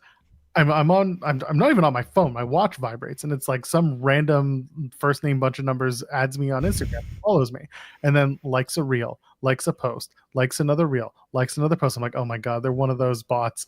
And then I'm like, I'm gonna go right to my messages. I'm like, go to my request filter, go to my spam, and sure enough, it's like, hello, you're beautiful. How do you keep so fit? And I'm like, fit? You're taking photos from the waist. What do you know? The chest up. Like, what do you? I know this is fake. I'm not fit at all. Fit at all? What is this garbage? And I just immediately go to report and block, and I know nothing's going to happen, but at least they're out of my sight. It happens more often than you think. But you just need to know. And I think shouldn't even say our generation. The point is, people not because they don't, because we think that people our age are going to know, but no, there are people who just don't think, focus, or educate themselves on this stuff. They just don't. They just leave it and hope that everything is on the level when the internet tells them it is. Anyway, the U.S. Don't listen to the internet. yeah, the U.S. is going great right now for that. Oh, God, our country sucks, man. Boy, howdy. Could be. Yeah, you could go and perform in Saudi Arabia. You know, hey, they were really nice to me out there. I really had fun. Yeah, it's really shitty in the U.S., isn't it? God damn it, the talking points they all came back with. Is that Bill Burr? Was that Bill Burr? I thought it was going to be Bill Burr. Then it just became Gallagher. I didn't know if that was like your impression, like your generic comedian. You know what I mean? Like we all do like the fake wrestling fan. Like, oh man, this annoyed me on this show. Like I thought that's maybe what you were doing, a fake comedian. Maybe I don't know what it was. Turned into Gallagher, not very good. But they all come back and they're just like, wow, we had such a great time. Everything was so amazing. $3 million in my pocket, and they treated us so well. Yeah, they gave us 5 stars and $3 million each. And then I got to tell you, it's better than what's going on in the U.S. And I could say it because I'm a comedian and I know what's going on. You don't get to make these jokes. I get to make these jokes. They're so dreamy out there. Did you see David Cross's post? Yes, good on him. Yeah, David Cross rules. Good. Listen, there are people in comedy who I don't understand. I mean, we talked about it on the show. We did bring it up where I was like, the first person on the marquee, I was like, of course it's Kevin Hart. If it's gonna be anyone, it's gonna be Kevin. Give me my money, Hart. Like it's just the way it is. But like some of the other names, I again, what's the old saying? You know, don't put your heroes on a pedestal and don't meet your heroes, and so on and so forth. And like a lot of these names, you get the sticker shock of seeing a guy like Dave Chappelle, Bill Burr, people like that, and you're just like, man, I just expected better. Like I'm just disappointed in those people, and they don't want to pull out. They think that they're making this change, and we hear this from WWE wrestlers, right? You know, you can't make a change if you don't go, but like, what change are you making if you're being restricted from making jokes about the regime or what's really going on in the country? What difference are you making? You're not. You're accepting money and you're putting on a show, and you're a court jester. You're literally singing and dancing for the king. And if you make fun of the king or any of his people, you will be executed. And it's not lost on me that they go on the same week as the anniversary of the murders of Jamal Khashoggi. That's not lost on me. That shouldn't be lost on anybody who went and did this trip. And it's disgusting to see guys like Bill Burr go silent until they come back and be like, oh, they got a Chili's. And it's like, oh, you're so funny, Bill Burr. You're going to lose a lot of support from people who really looked up to you. Not necessarily from you're a moral superior, but just someone who we could believe had more morals than this. It's a low bar, but like many y'all just said, bye-bye. This is the money that'll take for me to lower the bar for myself. That's pretty gross. Yeah, I saw some comments from people like Bill Burr and Dave Chappelle and everything. Like when I saw the lineup, I don't have really favorite comedians. I like Chris Rock back in the day, and he was not part of this lineup. But I don't really watch too many stand-up comedies or anything. I do like Shane Gillis. I think he's the one special I've seen from him was pretty good, and I think he turned it down. So good on him for turning it down. The one thing I think David Cross pointed this out as well, of like, you guys already got millions of dollars.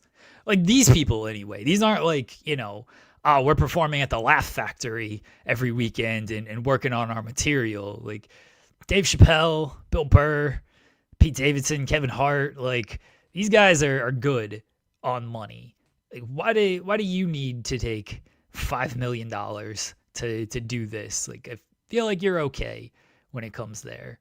And that's one of there's many disappointing things, but that is always just, maybe I don't understand it because I'm probably never going to be a millionaire, but I just don't understand of, I've already got $10 million. Let me get this extra $2 million just to do this show. Maybe that kind of money to those people, they're just like, yeah, sure, we'll take this money. Why wouldn't we? More money is more money. Bless on that, I guess, but not in this way, man. Like, I don't know. And then the talking points. It's the same thing WWE does. It's like, oh, we're making a change. We're going over there. And it's like, you're not. You're going over there to perform, and then you leave, and nothing actually happens.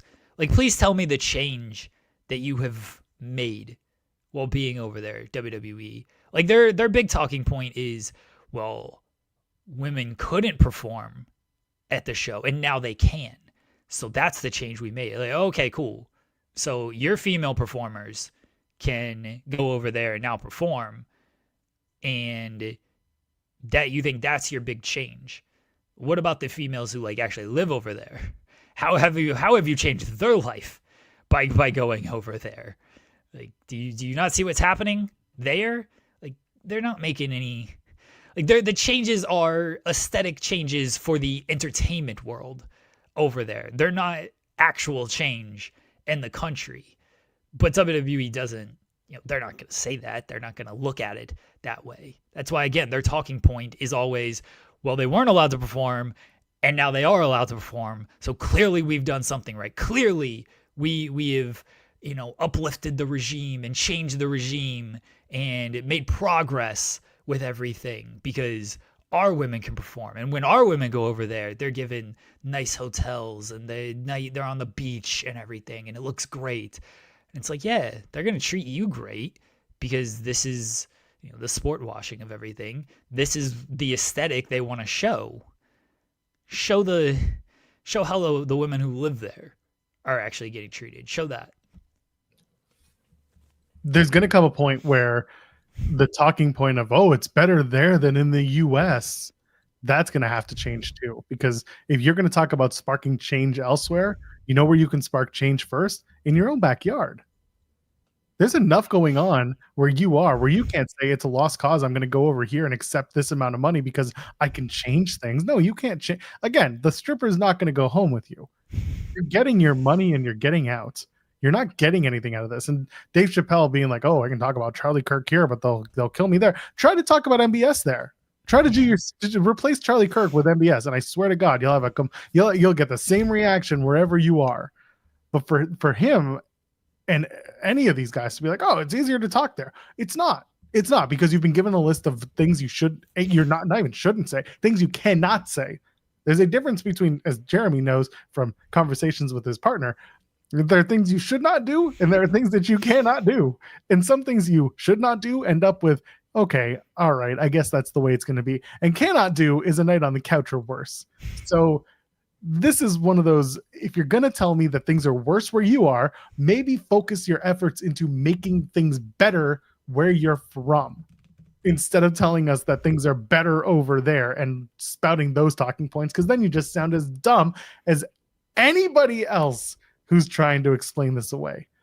It's awful PR when you get down to it. But man, it's disheartening. It's just disheartening. And that's it's frustrating to see. Yeah. Not surprising. No, not at all. Not surprising. Like, as we've said on the show many times, when it relates to wrestlers, and it relates even more to entertainment and everything, don't put these people on a pedestal. Don't act like they are some type of moral compass and that they are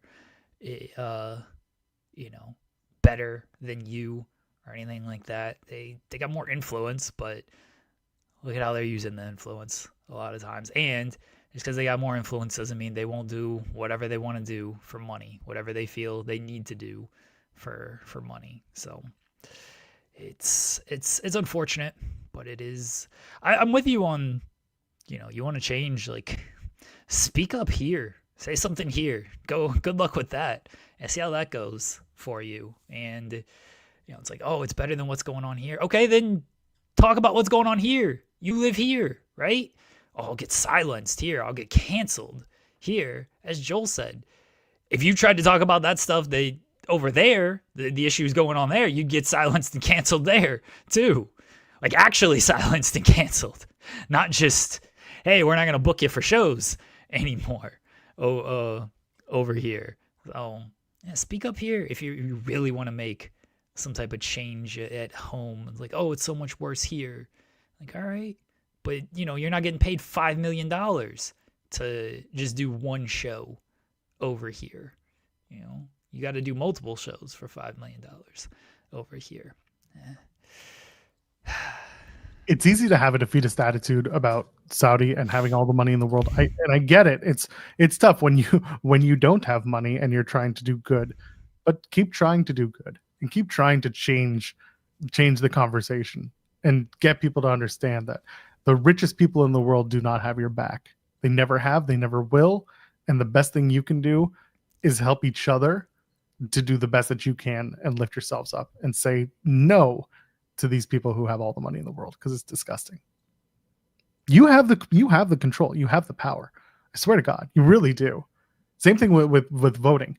You get to tell your representatives what they should and shouldn't do. And it's not just with the power of voting. You get to call them. You get to tell them what you think they could be doing better. Whether or not they listen is a totally different situation. But if you raise enough of a stink, things do happen. Some people just have to fight to get it done. It's a lot of fighting now.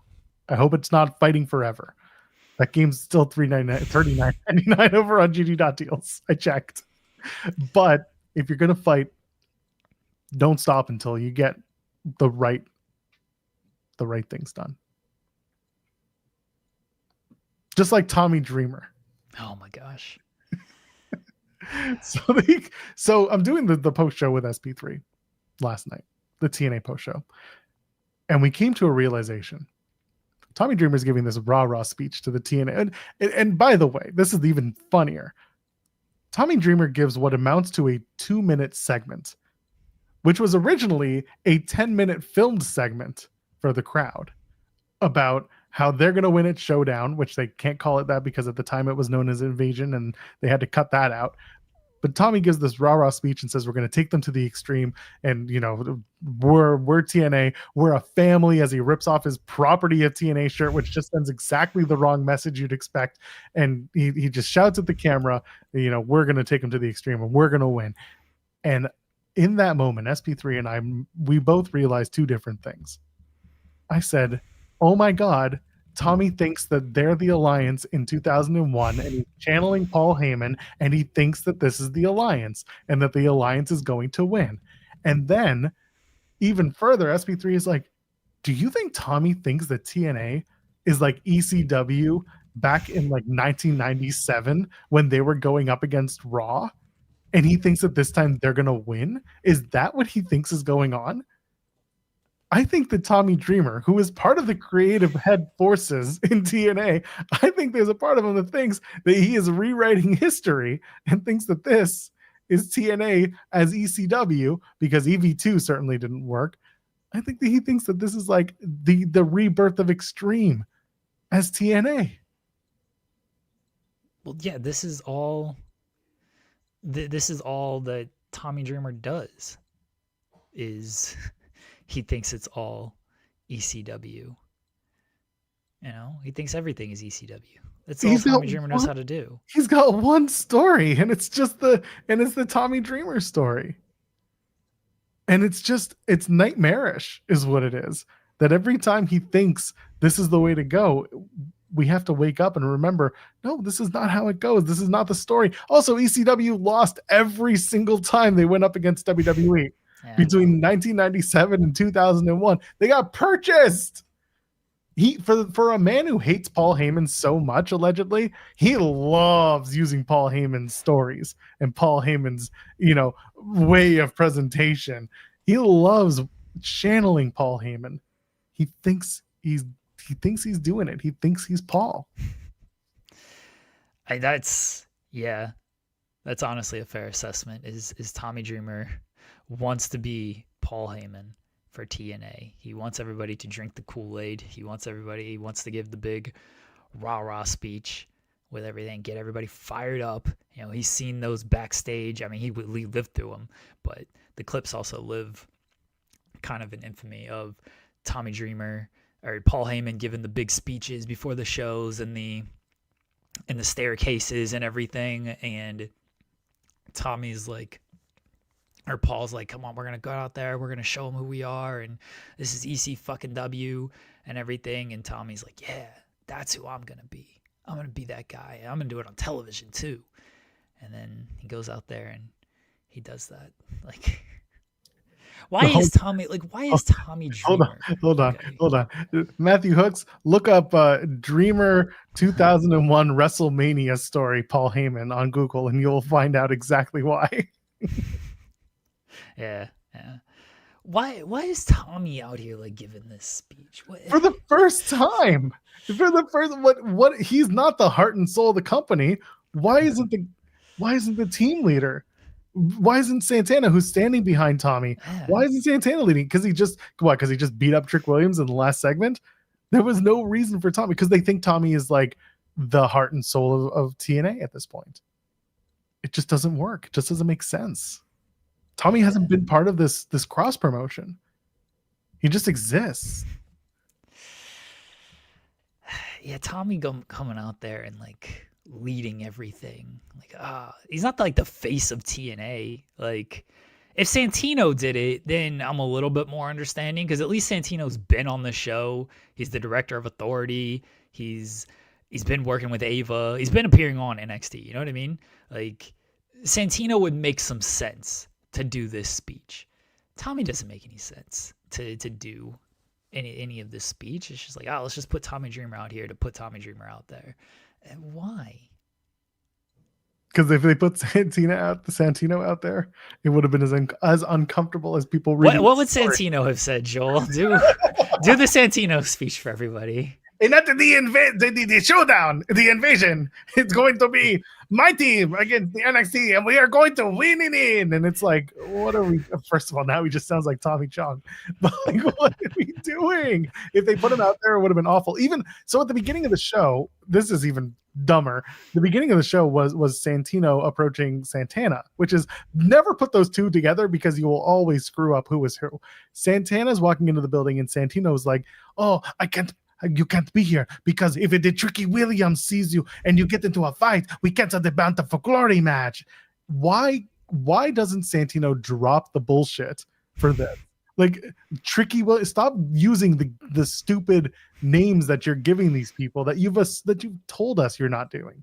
What anyway? It's so asinine that he's trying to be serious, but he can't be serious because he's a silly, bumbling idiot who gives himself a title shot after, TNA failed a Slammiversary. So what does he do? He's like, "Oh, I'm going to beat Ethan Page." And then what? No, you get the North American title. You bring that back to TNA. What was this? They kicked themselves in the dick that week. Yeah, no, sending Santino out would have been worse. because the presentation would have sucked. Sure, it would have been worse because Santino's not the guy to deliver this speech, but at least it would have made sense for the context of the show. Where Should have Tommy sent Dreamer, Carlos out there. no, that would have been Oh, hilarious. let him do his Tony Khan. Yeah, Would he blink? Would Carlos blink? maybe. That's the best thing about the Tony Khan announcement. He doesn't blink once during those. My wife always points that out. She's like looking to see if he blinks, and he just doesn't. Bless him. That man is Katy Perry wide awake with those eyes. So again, it should have been just Mike Santana doing the rah-rah speech. Who else is old and on the roster? Kalani Jordan should have done it. True. Because nobody does it like Lonnie. She had to get that in there last night. Dreamer really thinks that this is ECW. He's having flashbacks. He's got PTSD, and his plaything is ECW TNA. A French Speedy Gonzalez is your Santino impression.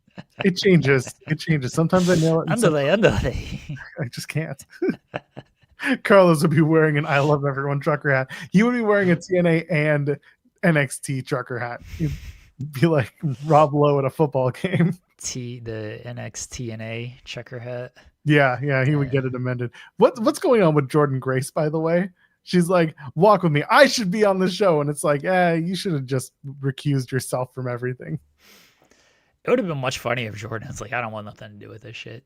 That's what I thought. Because instead, that on Tuesday, it was like Kalani Jordan saying, oh, I don't think I can trust you because you're in NXT now. And she's like, well, I was in TNA. It's like, that's even more of a reason. No, Jordan Grace should have been like, I love where I am now. I love where I came from. I'm just going to recuse myself, and I hope both teams have fun. And that's it. Well, I think she's actually going to get pulled into this because that's what she was doing. But now it seems like she's going to get pulled into it. You think they're going to make her like the special guest referee or something? That's kind of where I think they're going with it. That's even funnier because then Joe Hendry is just like, I don't care. Yeah, Joe. Well, I still think Joe's going to interfere in the Dark State and Hardy's match. Yeah. So, which is so stupid. These are all awful outcomes. Joe's going to be in the Call Your Shot gauntlet match.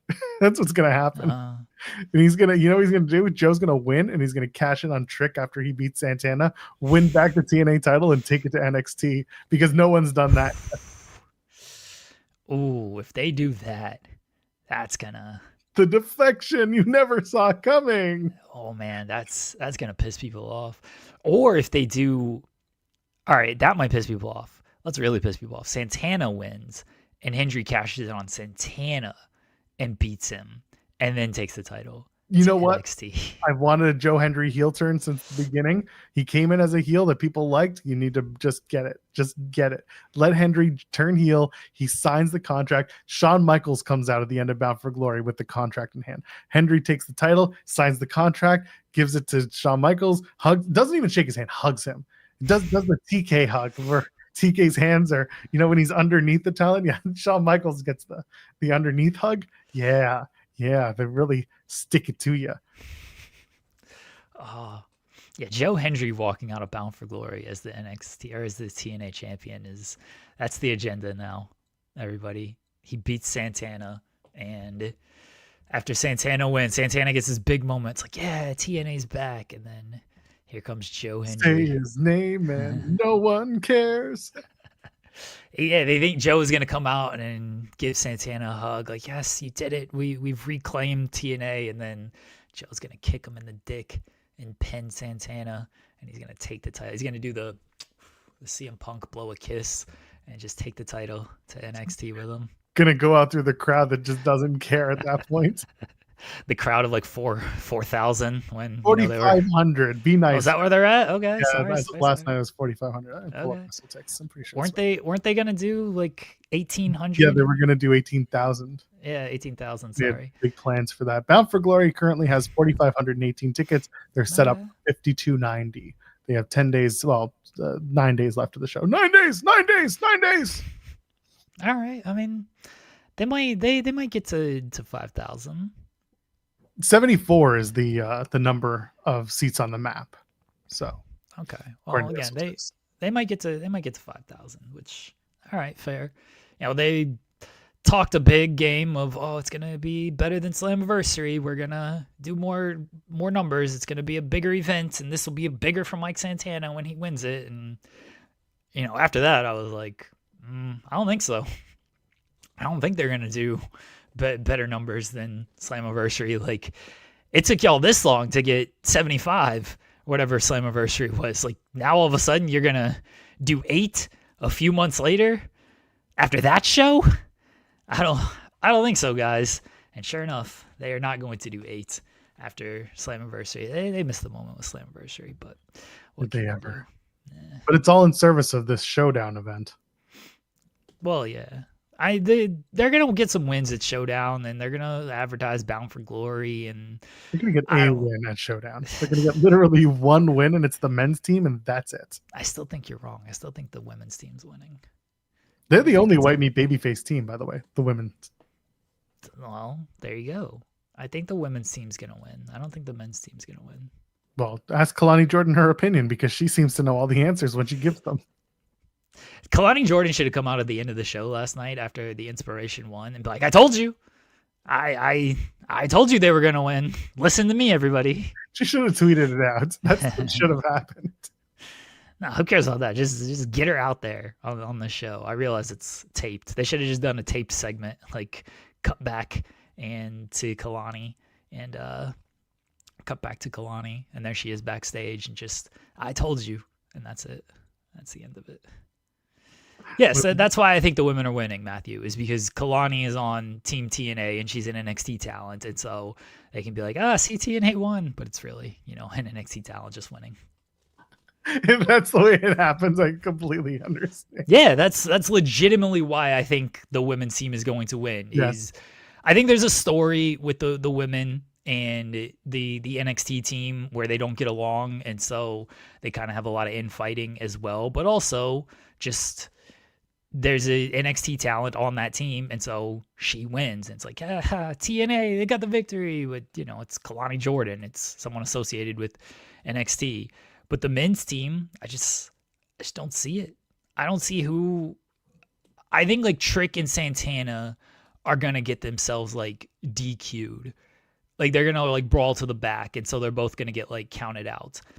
And then they ain't pinning Ricky and these other people. So they might pin Javon. I don't think they're pinning Ricky though. That's my prediction. Maybe Oba comes back and lays out Trick Ricky. Maybe. I just don't see the men's team winning, honestly. I get it. But again, they pinned Frankie Kazarian last night on the show. Okay, they pinned Frankie Kazarian. Who gives a shit? He's the new international champion. Frankie Kazarian's not the NXT champion. Yeah, but he's the TNA international champion on the show.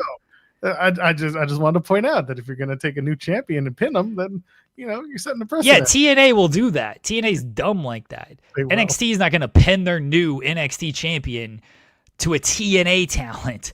They're not going to be like, "Hey, we just put this title on Ricky Saints, who beat Obafemi, who was beating everybody. Let's have him get pinned in a 4-on-4 match by Moose." Get the fuck out of here with that. Moose is going to pin Ricky Saints. Set up a match at Full Sail.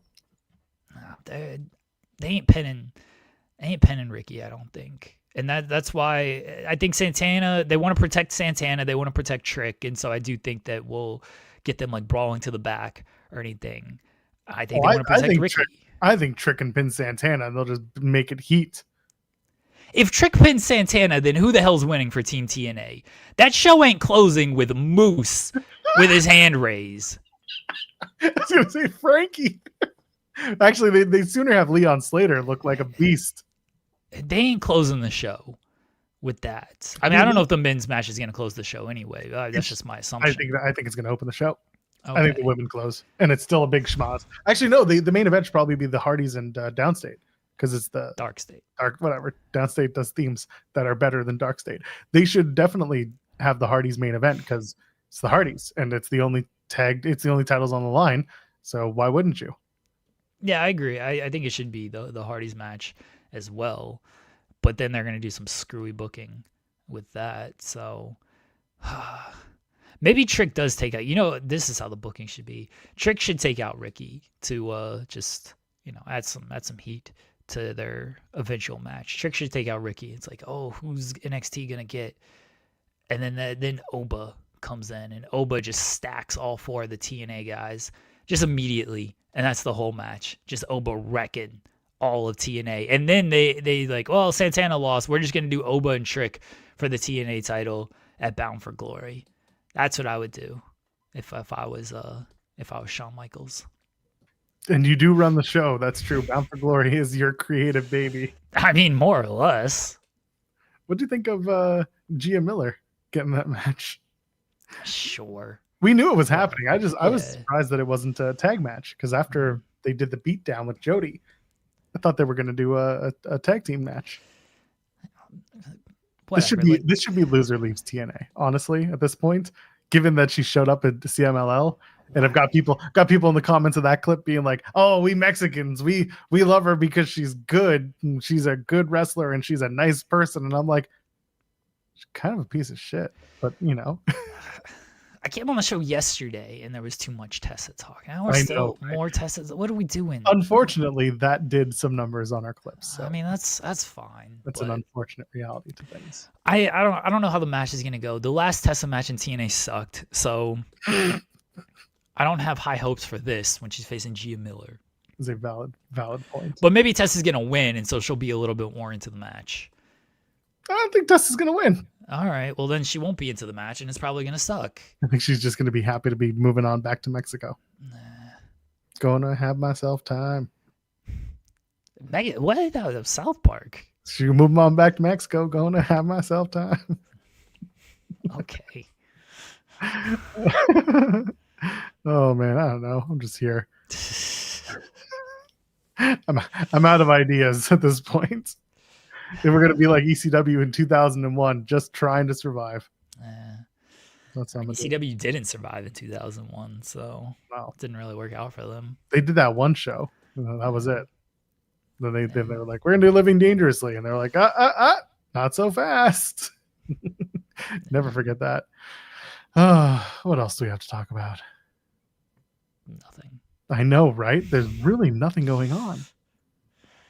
Any other big news from the world of wrestling? Are you excited about the playoffs this weekend? The Blue Jays and the Yankees? I'm sure. Someone asked earlier about it, and I was like, all right. And people, the Yankees fans are getting real excited for this, and Jays fans are just like, cool. Nah, I mean, the Jays fans will get into it. The Yankees fans got every right to get fired up after that series. That was a great series against the Red Sox. As someone with no rooting interest and just wants like good baseball and high drama, like that was some high drama stuff. Game 1 and 2 was fantastic. Last night game, Camp Schittler just dealing out there, absolutely dealing. So that was a great game last night, and yeah, it was that was a great series. So I'm looking forward to what the Blue Jays can do against the Yankees.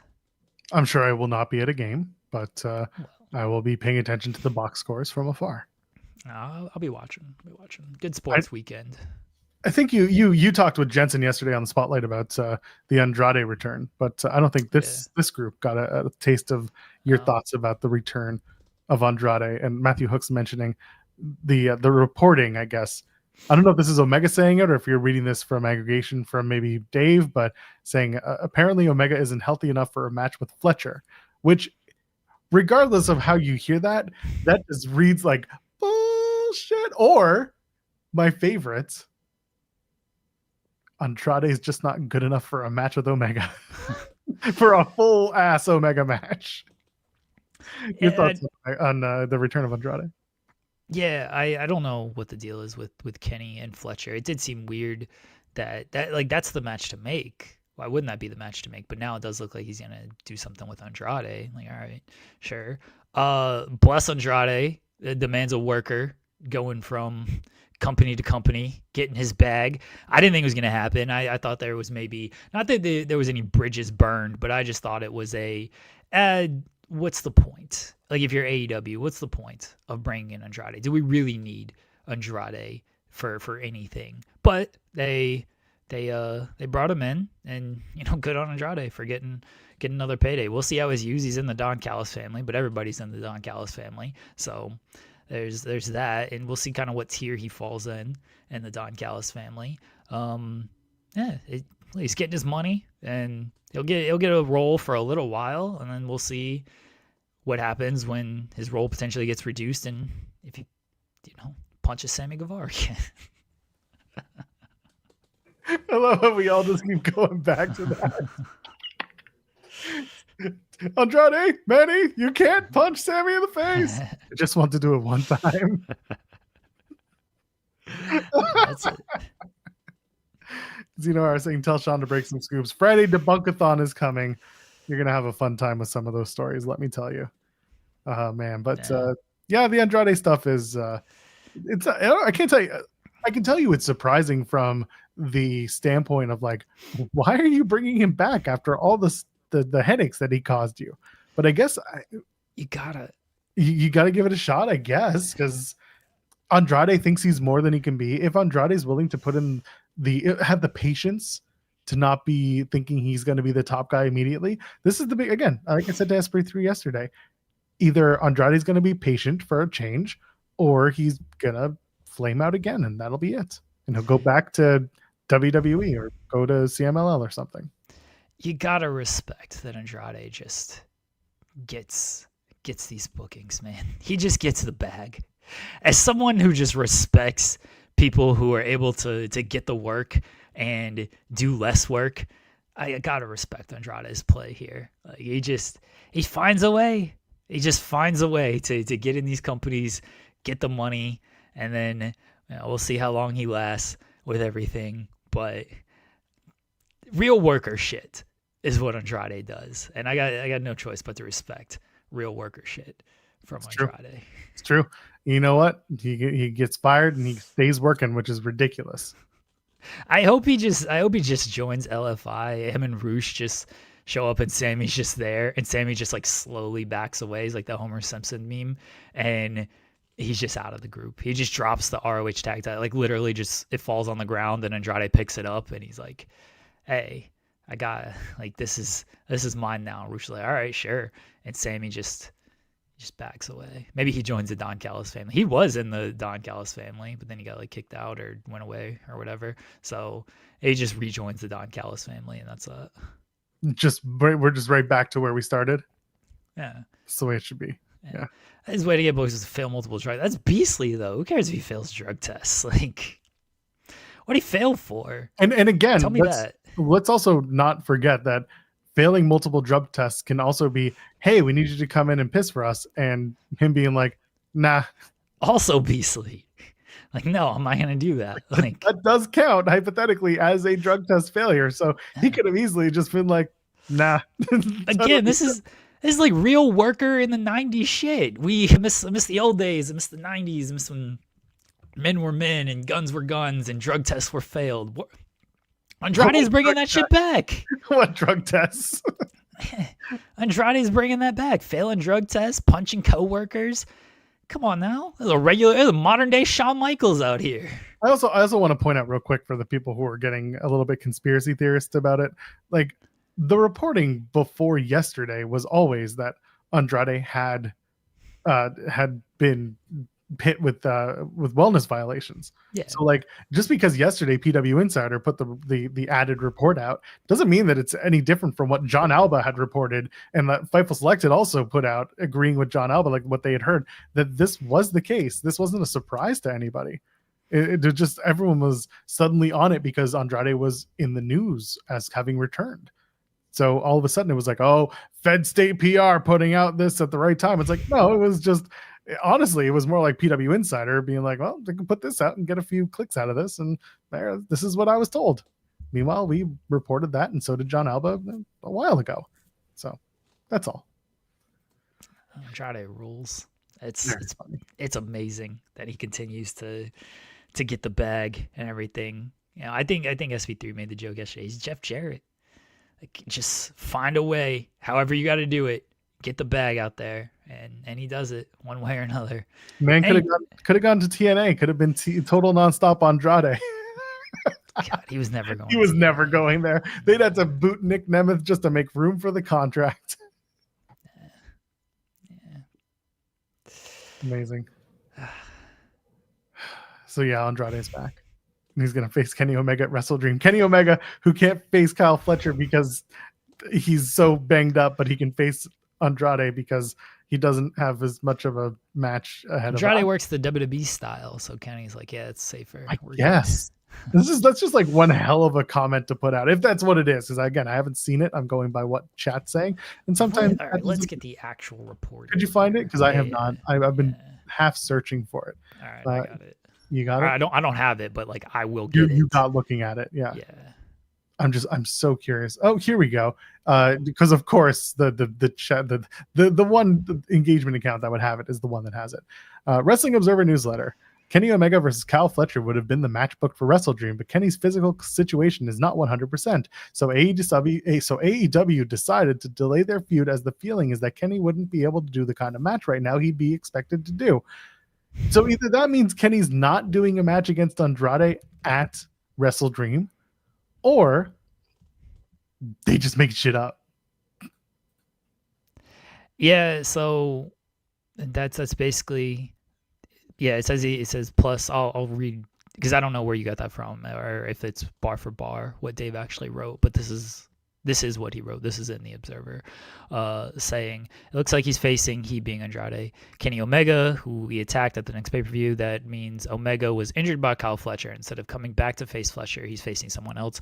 There is a reason that right now they aren't going to do the match, as basically a normal situation that would have been the match booked, but Omega's physical condition is not 100%, and the feeling was it was better right now to not put Omega in the situation of the kind of match he'd be expected to with Fletcher.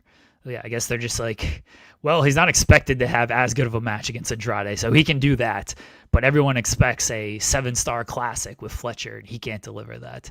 Like, all right. That's just Dave saying temper expectations for the stars I'm about to give this one match. But Dave clearly, I don't know if he has something against Andrade or whatever. He clearly just wasn't thrilled with, I don't want to call it a rant. He'll get mad at me if I call it a rant, but he clearly wasn't thrilled with Andrade's return. I mean, when Andrade left WWE and you and I talked about whether or not he could go back to AEW, I was certainly of the belief that, like, why would Tony take him back? Why should he take him back? They just got a locker room that has a lot more stability and a lot more familiarity behind it. You're not hearing about fights. You're not hearing about tension, blah, blah, blah. And you introduce Andrade, who got into a locker room altercation. That just feels like you're, tossing a piranha into the fish tank. But at the same time, like you said, workers get the bag, and it's just what he did. And if this can either turn out great or it could turn out terribly, I don't care. But it doesn't bother me to the same degree that maybe it bothers Dave, because Dave talked about similar talking points that I did when we talked about this. Like, he was saying similar things. A lot of people were. So maybe Dave's just more miffed by it than we are. Who knows? Yeah. Dave has his reasons. Plus, Dave, he's a funny guy. Gonna call up Tony and be like, Tony, what were you thinking? Why would you do that? And Tony's like, you gotta trust my process. Dude, him going after not Tom Green was hilarious. And Tom just laughing at it. Yeah, Tom's like, I'm not engaging with this bullshit. Again, you mute the tweets you just don't give a shit about. That's why I went back and I just looked at numbers on the tweet that I did, and I just left it at that. And I was like, we ain't going to even look at these. I have no interest. Yeah, Tom's like, I'm not engaging with any of this. This sounds really dumb. Because there's no winning with Dave.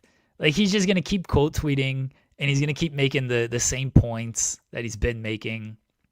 And he's never going to concede or admit that he's wrong or admit that there's like a different perspective. It's not even admitting that he's wrong. Like, Dave sees it his way, and that's the only perspective he has. Whatever point you have, it does not matter. He's not going to like be like, oh yeah, you know what? That's a good point. I see where you're coming from there. It is just, this is how it is. And if you don't believe how it is, look at the history. I've studied the history of all of this. So I can tell you this is how it is. And then he brings up that he, a journalist in the 80s praised him as being great. And that's his big talking point all the time as well. That's my favorite one, is when people are like, you're not a journalist. And Dave is like, well, this journalist told me in the 80s, he's like, oh, you were so great. I'm like, all right, that's a cool accolade in the 80s, but like, journalism has changed, times have changed, and I don't think like pointing to this one little accolade in the 80s is like this major thing with your victory lap here. But Dave always loves bringing it up. It's very funny to me. Bless Dave. Listen, he's not bad at his job. He's very good at the historical view of professional wrestling. Just sometimes when you hear him, when you hear it, you're just like, all right, we're just gonna take a break and come back a little bit later. We're just gonna leave it alone for now. He's amazing. Yeah, I love when he just like logs on. He's just like, all right, let me start quote tweeting shit and just keep going at it. Let me start by the 0 follower accounts, Yeah. and then let me see what Gail Kim is saying today. That was actually very funny. Him and Gail Kim. That was very funny. Gail being like, fuck you. Dave being like, I was being nice. I wasn't saying anything. That was funny. Oh, bless, man. Gail did a podcast, talked about it. I'm so done with the Gail Kim At talk. least she's not tweeting anymore for now. Is she? I shouldn't say this too out loud, but I did mute her the day that this all started. I mean, fair, but I mean, I haven't seen anything come across my timeline. So if she is, it's not getting as much traction as it was. I've been too locked in on the Nicki and Cardi beef because they keep tweeting, and that's very funny to me. But sorry to Gail, who is no longer relevant in the just tweet through it phase, because Nicki and Cardi are going back and forth, which is very funny. What's your favorite color, Joel? Is it 5?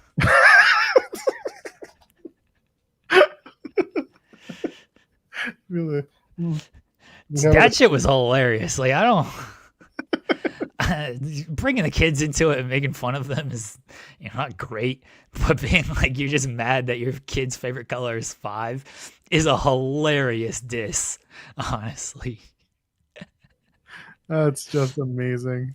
God dang. Yeah, Nicki and Cardi have been amazing. I mean, it'd be cool if they like did some songs and stuff, but whatever. For right now, we'll just have them tweet through it all. That's funny enough. But yeah, can they like get in the booth and do some actual, put some music out there? That'd be pretty sweet. Nah, you get them in a ring before you get them in a booth. I don't think they're getting in a ring. They seem to like, dude. Cardi wouldn't even get in the ring. SummerSlam. She came out just as like, here's your host, Cardi B. Never saw again. That was it. What an amazing God! She got the bag on that too, because they did the co-release with her new album. Yeah. Did a whole T-shirt gimmick. Oh my God! Good on her, honestly. Yeah, Good on her seriously. for that. You want to talk about baggage? She just comes out looking all posh and whatever she was wearing, and then just walked out through the crowd, being like, "Okay, bye. Get me in a car. Get me the fuck out of here." I respect it. I respect that Cardi got the money on that one, and then just did one thing. Okay, I saw this JT diss track on Cardi. I don't know who JT is though. Is it Justin Timberlake? That's what I think when I see That's JT. what I think, But yeah. JT from City Girls. I don't know what City Girls. I do not. Is that a is. J-pop thing? No, I don't think so. She's a rapper. She Yeah. did a diss track on Cardi. I haven't heard it. Like, I saw that it got released. I didn't listen to it because I didn't know who JT was, and I'm like, oh, is this person just like trying to get shine off of this feud? I don't like listening to that kind of stuff because it's just people are just trying to jump into. Again, I don't know who City Girls is. I apologize, everybody. I don't like people just like jumping into feuds. I remember City Guys. Remember that TV show? No, City Guy, the TV show. Yeah. Okay. CITY, you can see why these guys, the City Guys, are going street. Anyway, point is, What the fuck? What? You don't remember this? No. Oh well, there you go. City All Guys. right. They're from Miami. Okay. See, I don't listen to people know my musical taste. I do listen to rap music, but I don't listen to City Girls, and I don't know who JT is. Well, I'll listen to it though. If she's not like, was she? Oh, Cardi dissed JT before the Nicki stuff. Okay, I'll listen to it. then see. Again, I'm not up and I'm up and I'm up and I'm up. I'm not up on a lot of that stuff until like Cardi and Nicki just start tweeting at each other. I did like the new Cardi album. Yeah, I did think that was good. But yeah, I'm not up on all of this stuff, and yeah, I didn't want to listen because I was like, who's this person just jumping in? You know, people were trying to like diss Kendrick and Drake during their feud, and I'm like, can you just let them beef and let them do songs? Like, I don't need your opinion on this stuff. But then it did spawn Joey Badass doing some tracks and Freddie Gibbs and stuff like that. So I think it was Freddie Gibbs, and then some of those were good tracks. So at least we got music out of it. I don't know what Act Up is. What is Act Up? Can you guys sing it for me? I don't listen to the radio, folks. It's up and it's up. That's the only up. It's up. You know? Like, unless it plays on like a commercial, I probably have not heard it. Again, I don't listen to the radio. I listen to the same 5 artists that I always listen to, or old music from the 90s, or I listen to sports talk radio. That's it. So I don't know these new artists. I can't tell you what they actually do. So, Neither could I don't know what Act Up is. I'll listen to this JT diss track on Cardi though. If it's half as good as some of Nicki's tweets and like goes in at stuff like that. It's from 2018. The lyrics are not chat friendly. All right, let's read We sang WAP on this show. What do you Yeah. mean not chat friendly? Oh, and you can't send the lyrics because they won't let you. I get that. Yeah, okay. All right. Let's oh boy. All right. We're going to read some Is it really that bad? we're going to read some of these lyrics here. Oh no, I gotta look this up. Nah, you'll get them. You'll get the lyrics when I read them. All right. Oh shit! Yeah, no, we can't. No. Nah, I can read these. Maybe second verse. Huh? No, I gotta blank some stuff, but Yes, you do. yeah, I can't. I'm not gonna. Third verse is a JT verse. Maybe that's the one you want to spotlight. See if. They mentioned Fast and Furious as well. You're a big fan now. I get it. All right. Let's read the JT verse out here. All right, everybody ready? This is Act Up, verse 3, by JT. Okay. All right, and here we go, everybody. I don't know what the flow is, so I'm just reading it. I'm gonna read it. Read it like Gilbert Godfrey. JT on the track, and you know I'm about my paper. Pussy sweet, pussy tight, so he called it a lifesaver. If you a broke ass, hell nah, I can't date ya. If you a rich ass, I'ma fuck ya till you ain't one. If you that a scammer, I'm turn into a dancer. I make it clap like you got the right answer. Sit on it with manners. Get it harder than a hammer. He won a freak, pussy pink, breast cancer. What? Oh, you like big butts? Well, I like big bucks. I don't care about your chain. Or you a big truck. Yeah, I know you getting it. Bust it, is you spending it? Give a fuck what a got if he ain't giving it. Badass bitch, bad attitude. Nails done, hair done, ass too. Your baby daddy fucking me and sucking me. He don't answer you, bitch. That's because he on me. Period. Act up. You could get snatched up. Act up. You could get snatched up.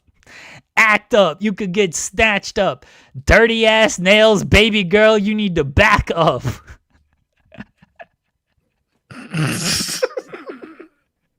What a song this is. I ain't clipping this one. No, you got to. I do not have to. Come on. Under no circumstances do you have to give it to them. You got to. I'm not gonna do that. Hold on. Let's sing verse 2 here, since Fast and Furious is referenced. Sing. All right. This is Young Miami, Young with no O. I like how they introduce themselves before the verse starts. You know, JT was like, it's JT on the track, and Young Miami starts verse 2. It's Young Miami, and I came to run my sack up. Yup. Tired ass hoes on the page trying to track us. Ha! Brand new chain. City girls going platinum. Facts. I keep a baby Glock. I ain't fighting with no random. Period. Period. You bitches weak. Is you serious? Haha. I let him taste the pussy. Now he acting all delirious. Ow!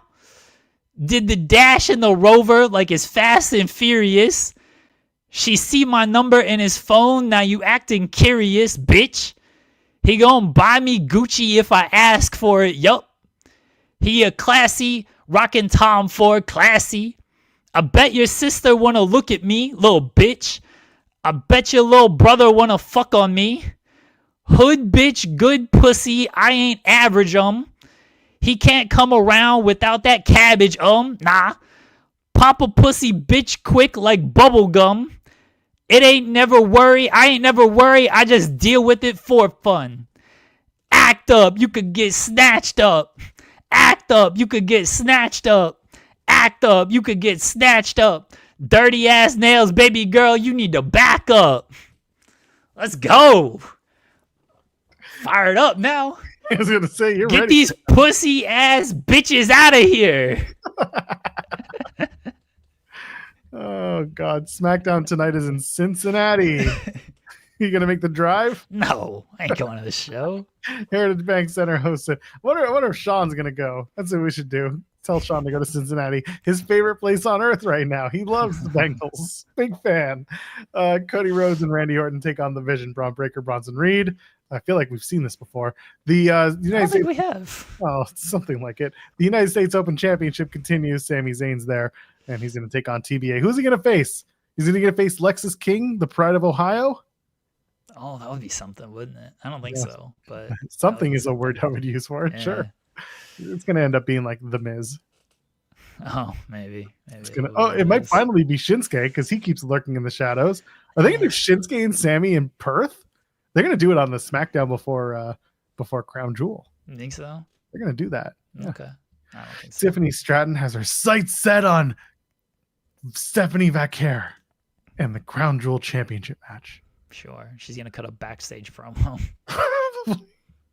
Damian Priest is in action, which I'm sure will end in them announcing the next week Last Man Standing match between Damian Priest and Aleister Black. Yeah. AEW Collision was taped last night. Oh, all right. Let's spoil it, everybody. I'm not the one doing this. Run down the card. Let's run down the card. Collision for this coming Saturday. All right. If you don't want Collision spoilers, turn off the show now, I guess, because I'm about to spoil the entire show. Leave a thumbs up on the way out if you're leaving now. Kevin Knight takes on a member of FTR as referenced on Wednesday. It is Dax and Kevin Knight wins.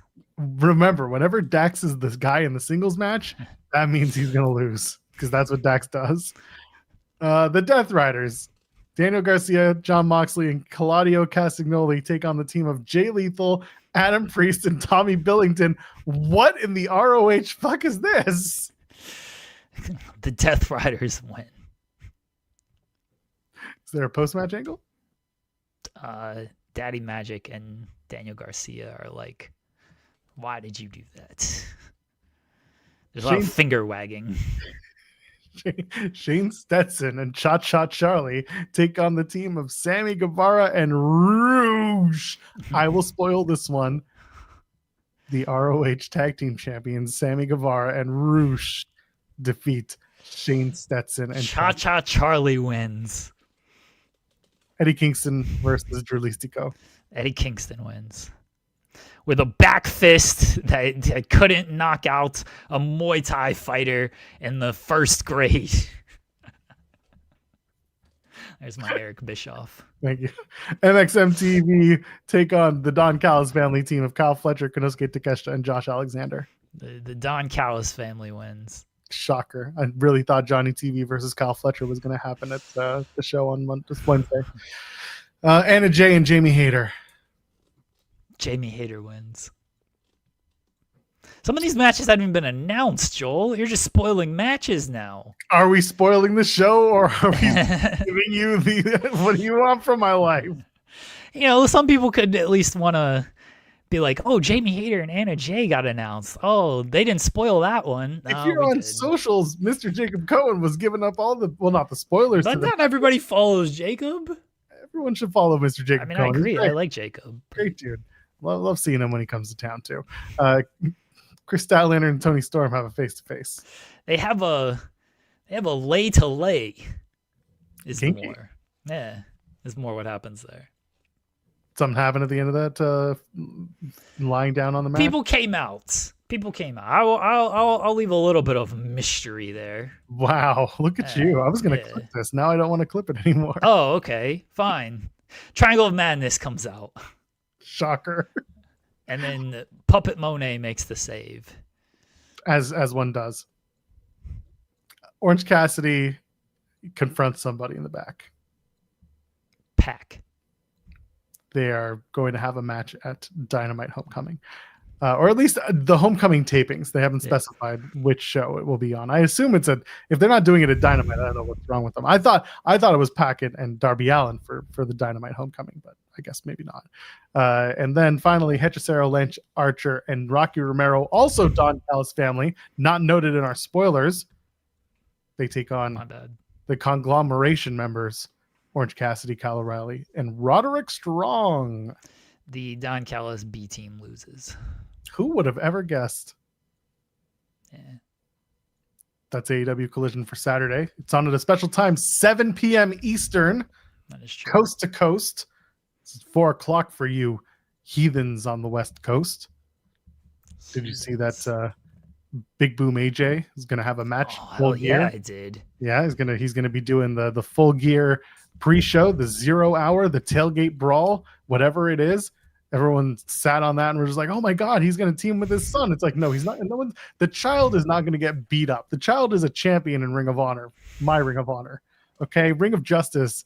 He is a tag team champion, but he's not going to be competing in the match. If he is, I have many questions about child labor laws. But regardless, he can compete. It's fine. He's delivered a spear. I assume he's going to deliver another spear, but it'll be fine. I don't know if he's that kid's like actually 20. People just don't know it. I keep saying that. No one wants to listen. The Rizzler is Ring of Honor champion. We already established this. Dude, don't put Big Justice in the ring with Roosh. That won't end well. We can't do that.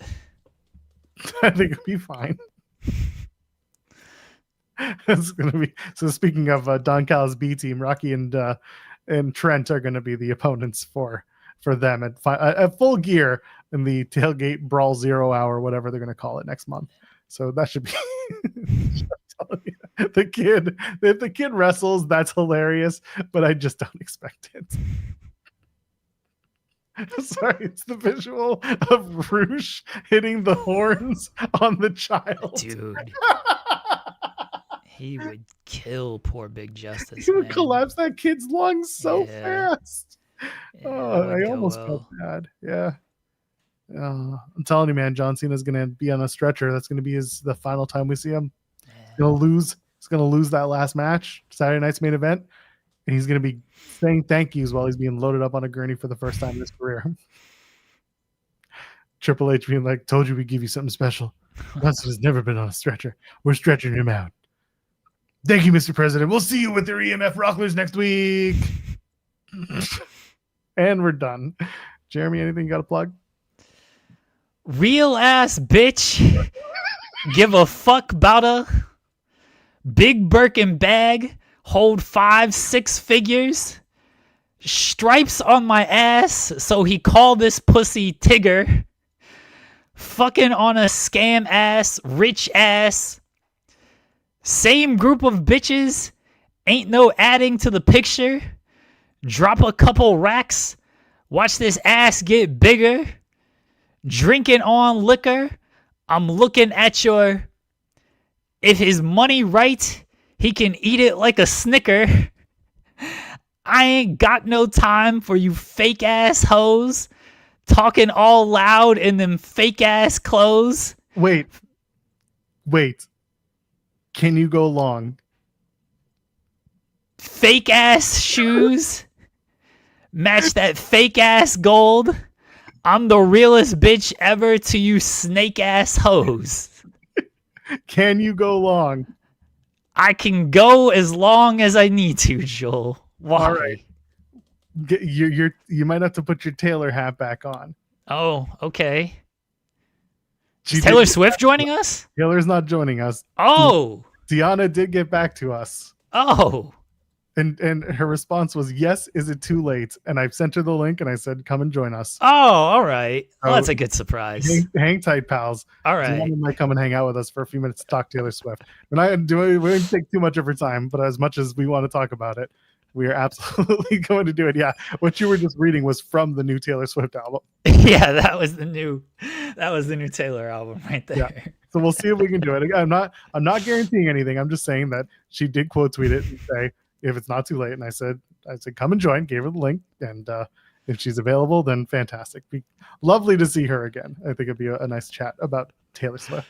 Yes. I'll keep reading lyrics from City Girls. What other songs do they have? I don't want to hear it. There was one person in our chat who was very excited about this. He's the one that was I-95 freestyle. He's the one who mentioned the song because I didn't know who JT was, and he's like, "Oh, she's from City Girls. They sing this song called Act Up." I was like, So and he's like, "The lyrics aren't safe for the chat." I was like, "All right, well, let's look what they are." All right, let's oh, they got a song called "Take Yo Man." Oh wait, there's a song called "Pussy Talk." All right. Oh no, that sounds good. All of this seems awful.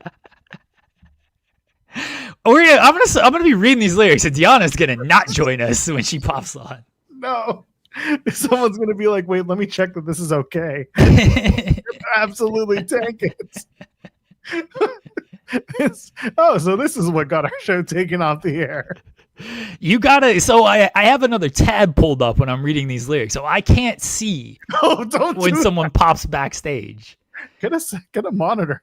You've gotta like mute me and talk over me when this happens. All right. If Deanna pops on, you gotta mute me, and I'll just keep talking until you start talking, and then I'll realize, oh, okay, I should shut up here. I'm being muted. It seems like a bad idea because sometimes I look away, and you gotta be locked in here, Joel. In case I can't lock in that way. You gotta lock in while I read the lyrics to "Pussy Talk." Okay? No, God, no! Don't do this to me. Why? No. Oh, these lyrics are no. I have to read these lyrics. I have to. No, don't do this to me. I have to, everybody. He has to, he says. I have to. No, you don't have to do anything. I think I do. Oh, this seems not smart. White man reads lyrics to "Pussy Talk." Imagine the views this is going to do. None, because I'm not clipping it. I'll clip it. You'll clip it. I will clip it. Oh, please don't. I'm going to mute you so fast. I will clip it. White man reads lyrics to "City Girls." Nothing good comes from this. We have discovered City Girls here on this show. All right, folks. This is called "Pussy Talk." Boy, hey, stop. All right, here we go. Boy, this pussy talk English, Spanish, and French. Hello. Boy, this pussy talk euros, dollars, and yens. Boy, this pussy talk Bentleys, Rovers, and Benz. Boy, this pussy talk fly private islands to M's. Boy, this pussy talk Birkin, Gucci, and Chanel. Yeah. Boy, this pussy talk Louis, Pucci, YSL. Boy, this pussy make movies wetter than a whale. Boy, this pussy be choosing draft, NFL. Ching ching. Don't talk about nothing but this cash, make this pussy talk. I don't talk nothing but the bag, make this pussy talk. Hey, don't talk nothing but this cash, make the pussy talk. Ow. Don't nothing but a bag, make this pussy talk. Hey, this pussy extort these. Pussy be like, can you afford me? Broke in my face, pussy ignore thee. For the bag, pussy speak poetry. Boy, this pussy from the hood.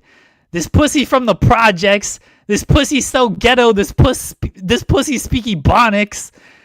This pussy snatched back playing tug of war.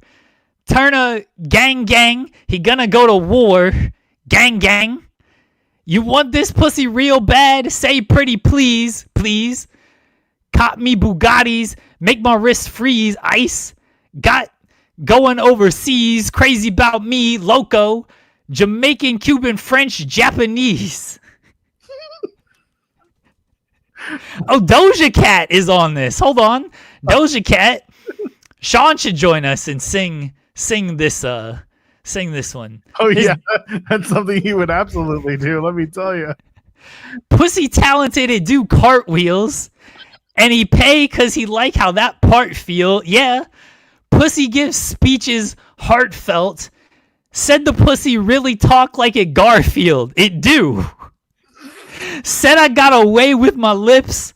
Poker face daddy, you know I don't play with my chips. Play with my food. Play with my tits. No game so money make me play with my clit. Luis says he knows this song, by the way. Talk out your act. You gonna get that cat. If that shit looking fat, throw another stack. She break her neck, you know, put it on the map. Wanna talk that shit? You should probably bring a bag. Reb and Survivor, I know Deanna replied to me. That's why we're still here. She has the link. Ugh, boy, this pussy bilingual. Hola. Antisocial, this pussy don't mingle. Period. Don't go broke or this pussy going single. Ho, ho, ho. Pussy turn him to Kris Kringle. Santa. I bet you'll disappear if this pussy speak. Yup. Oh, we can't be friends if your pussy cheap. Spend $1 million with this pussy. You could get it a week. I ain't talking about no dinner when I tell him eat. Ugh, boy, this pussy worth a felony. Yup. This pussy going places. Pussy never be. Told me this pussy made me a better me. Summer. I feed a dog ass pussy pedigree. Boy, this pussy talk English, Spanish, and French. Hello. Boy, this pussy talk euros, dollars, and yens. Boy, this pussy talk Bentleys, Rovers, and Benz. Boy, this pussy fly private to islands to M's. Boy, this pussy talk Birkin, Gucci, Chanel. Yeah. Boy, this pussy talk Louis Pucci, YSL. Boy, this pussy make movies wetter than a well. Boy, this pussy be choosing draft, NFL. Ching, ching. Don't nothing but this cash make the pussy talk. Don't nothing but bag make a pussy talk. Don't nothing but this cash make this pussy talk. Don't nothing but a bag make this pussy talk. Good God. All right, hang tight for a second. What other songs does City Girls have? Oh, please, God, no. Oh, man. They got songs called Take Yo Man. Of course.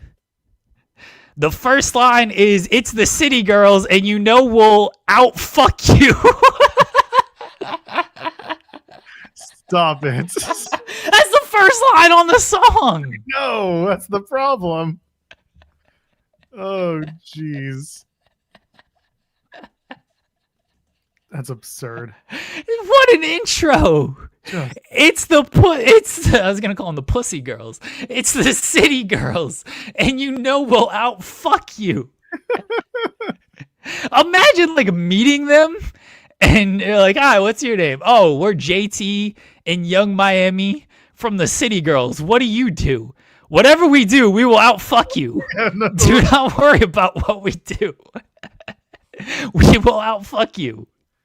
Oh, that's awful. Yeah, Luis is saying the new Christian Cage Tron is going to say out-fuck everyone. It's not factual, though. Christian Cage is not the City Girls. They will out-fuck Christian Cage. Maybe he's going to be the City Boy.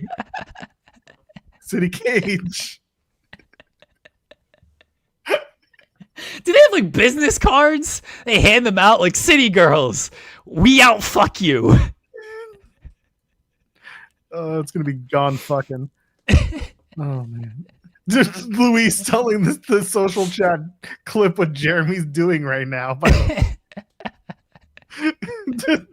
to which I say, do not. We have to clip what I'm doing right now. You can, but we ain't putting this on our main socials. Jesus, if this Sure, we should. if this escapes, we're in this is a big problem. I'm gonna clip all the city girls talk today. And I can't put as the clip the thumbnail, the headline for the clip of like city girls, we will outfuck you. Well, I mean, you can. You just got to use some stars, some asterisks. Yeah. I think the headline's just going to be Jeremy discovers city girls and reads that's lyrics. exactly what it is. Yeah. White man discovers city girls. Yeah, white man discovers city girls and reads lyrics. You gotta throw in that I'll read the lyrics because people are like, oh boy, that's gonna be problematic. That's true. I know how to censor myself, everybody. Someone's saying they have a song called with Cardi B called Twerk. Yeah, I saw that one. Yeah. I want to read the lyrics to Take Yo Man. If it starts, it's the city girls and you know we'll outfuck you. Like, that's a calling card. We've been through this. it's the city girls and you know we'll outfuck you. So get out my face before I touch you. Oh, don't you know? Can't you understand? If you fuck with me, I'll take your man. Bitch, you know I'll take your man. Ho, don't play with me. Oh, that's your man. I'll take your man. Now he minds. Haha, yeah, ho. Seriously, this is, I don't know if this is a highlight or a low light of our entire promotion. Let me tell you about this hater from around my hood. Kept trying a bitch like my pussy ain't good. See, this bitch ain't like me and I don't know why, but I'm gonna give her a reason when I take her guy. You don't want smoke, baby. Please believe me, because I'm that bitch and you're looking easy. Touch me, taste me, fuck me, squeeze me. Once he do that, he'll never leave me. Fuck you and the rest of your crew, because I'll keep mine too. If you want to fight, I'm with that too. Bitch, I'm from the hood. Lace up your shoes. Bitch, you too slow. Can't keep up. I took him. You see us. Pussy whipped. He too stuck. You lost him. That's your luck. So the next time you decide to start some shit, old broke down, jealous bitch. What's funny is people in the chat have pointed this out correctly. You'll never see this on Busted Open. No. Not only that, you won't even see Peter Rosenberg do something like this, and he talks about hip hop and rap all the time. We will outfuck Busted Open. We do. We absolutely outfuck Busted Open. Yesterday was the reference of that. From when I walked in the door, I've been felt the tension. With the sweating and the hose with the whispering. That's Young Miami and she signed to QC. How the fuck she got a deal? She been rapping about a week. She probably sucked P dick or let coach fuck. Nah ho, I'm a G bitch. Straight from the bottom and I'll beat a bitch ass if a hoe got a problem. Pussy hoe, where your man at? So I can fuck him in his mouth if you're in your house where you layin' at.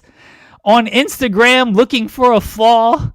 On or offline, pussy hoe, I'm raw. I get it from my mammy and I know how to handle it. 305 from Miami.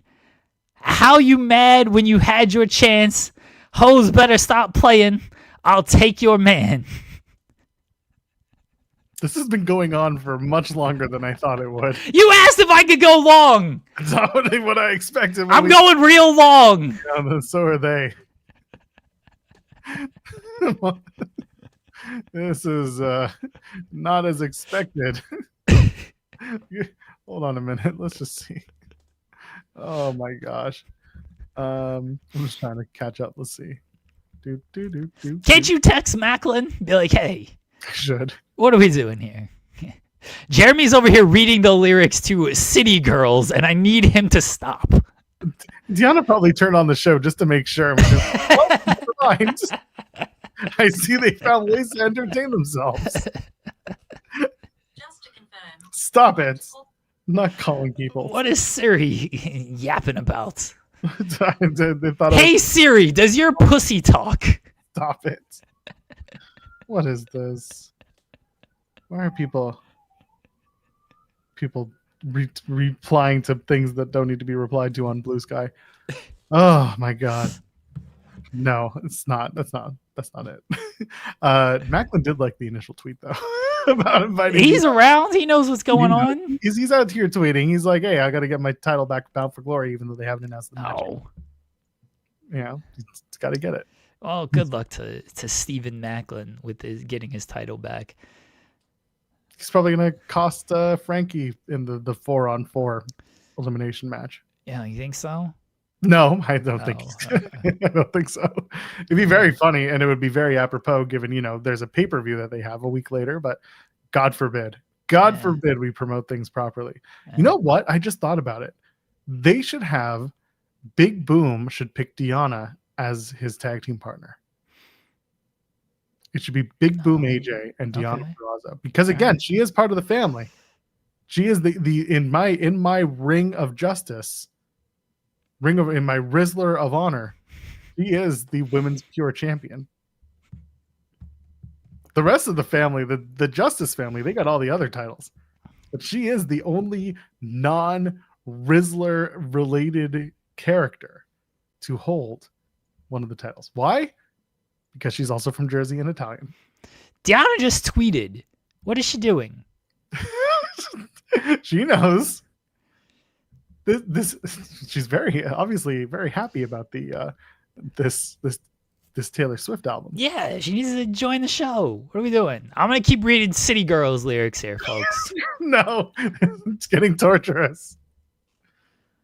Blame Deanna. We're putting this on Deanna now. This is her fault. The longer she takes, the more City Girls lyrics I read. No, what are you doing? This seems like a bad idea. It's 3 hours of me reading City Girls lyrics. Again, why aren't you doing it like Gilbert Gottfried? I can't do a Gilbert Gottfried I wish you would. I wish you could.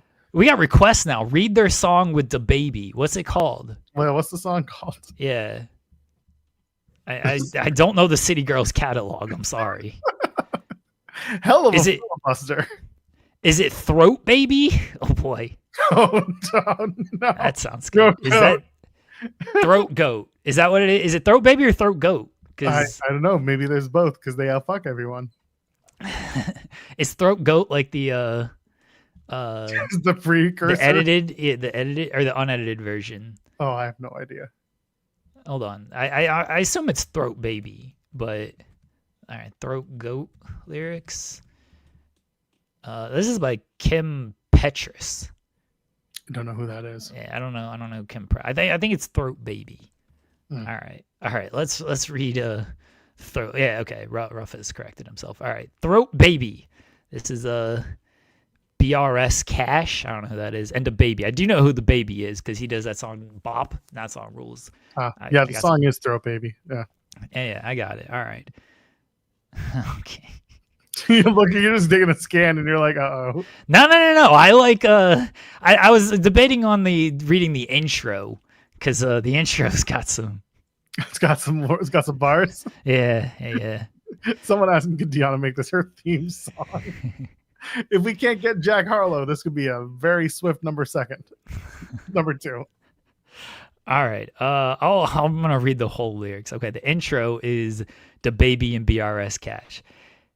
I don't know if this is like if they're just like talking. All right. Anyway, boy, seems awful. Damn near got the best head in the world on her. I be ready to hit. Put her lips on my dick and she swirl on it. She be ready to spit. She eating my dick with passion. It feeling like she talking to me.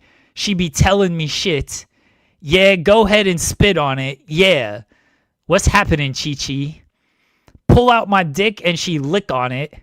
I know she with it. Yeah, I know she want it.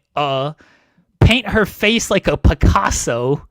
She's smoking on dick like gelato. What I is need a sexy little bit like mulatto. Lick on the tip, and you know that she swallows kids. IG bitch, come follow this. I ain't trying to do no cuddling. I just want face. Let me bust on it. Sexy little bitch, sexy little hoe. Hold on real quick. This is the baby first verse here. Seen her 3 times a week and don't nobody know. Pull that dick out and eat as soon as I hit the door. 2 days ago, I got head at the Lowe's. They know I be on go. I get head at the store. Oh, she a gangster. She don't even care if they look in the car. I can't tell if they know. Girl, get them angles. Let me get my leg out your way. I got manners. I'ma move your hair out the way. She pull that bitch out when she see me. She suck my dick. She put the song on repeat. She loved to top it. Oh, she loved to slop it. Put the spit from her dick. Put the spit from the dick on her mouth. She a monster, and I might love her if she blow bubbles and put both hands on the dick and massage it. He ain't rhyming shit on this. Well, it's just as good because we can move on. Deanna Purrazzo, did you hear any of that? Perfect. We welcome back to the show the one and only Deanna Purrazzo. I came in here with no makeup on, ready to talk about Taylor Swift this morning. and I'm reading lyrics about the stuff. The City Girls. Do you know who City Girls is, Deanna? Have you heard of them? Oh, all right. You might be better off for it after the lyrics I've read today. Oh, okay. So I've not finished the whole thing. And I've not done a deep dive TikTok, need to know the reason behind the lyrics, but I'm excited to do that when we get off the phone. Oh, okay. Well, the City Girls is a completely separate group. They have nothing to do with Taylor Swift. Okay. So You're yes, not worried about it. yes. That's more of a Cardi B situation. Yes, yeah. Oh, which I'm also obsessed with right now, so there's that too. Oh yeah. Their lyrics are very Cardi B-ish. They are talking about a lot of pussy and a lot of fucking and things like that. Oh man, she might enjoy these lyrics. I don't know. I'm down for the petty, for the let's talk shit about people subliminally and leave clues. I love that. And obviously for Cardi, pretty and petty is straightforward who it's about. But I just like to weave to the floor make her hate me even more. That is me. You guys know that, and so I love it all. All right, we'll get into Taylor. Now we're going in a further down rabbit hole. City Girls have a song we've discovered. It starts with, "It's the City Girls, and you know we'll outfuck you." That's the opening to the song. Oh my goodness! They're pretty open, apparently. Oh my goodness! So if you want to discover some new music, go listen to City Girls after this, Deanna. I'm sure Steve will be very happy with these choices of music. He'll be playing into the gym. I'll have to say, let me pause the Metallica for a second. Yeah. I want to show you. Imagine this is what you throw on. He's trying to listen to Metallica, and you're throwing on these songs. He's invested in Taylor. Last night I was walking around the house when I got back home, listening to the album, and he was like, "Is it good? What do you think?" He tries to put on this tough guy act, but he's invested. All right, what did you think of the album? So like I said, I haven't finished the whole thing, but obviously I love Life of a Showgirl. I love that song. I think it's so relatable to being a woman in wrestling, and I just really, really fell in love the first time I heard it.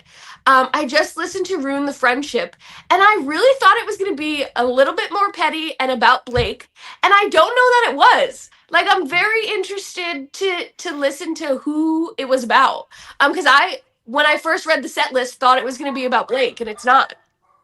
Yeah, I don't think that one is about Blake. There's the one song, I don't know if you've heard it, Actually Romantic. That one takes some shots at people because it opens with you called me boring Barbie, but that was the Coke talking. I was like, oh, all right, who's doing Coke out here and calling Taylor boring Barbie? I heard on TikTok that it was about Charlie XCX, which I don't even know who that, I don't even know who that is, so I heard that as well, but I think that started from a fake engagement account because they have those, it's not only wrestling specific, these fake engagement accounts.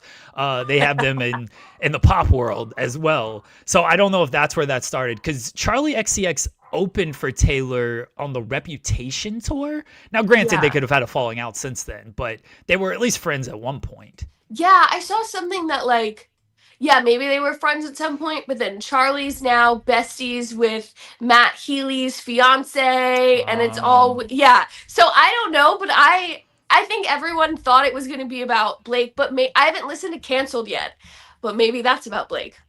That one's not so much about Blake. I haven't done the deep dive either of, hey, who is this about and everything. I've just kind of listened to it and made my own conclusions on things. No, that one might be a little bit of Blake because she's talking about like all her friends are canceled. That's more about like people she kind of is still friends with and how they all just get in trouble and they all just get kind of canceled.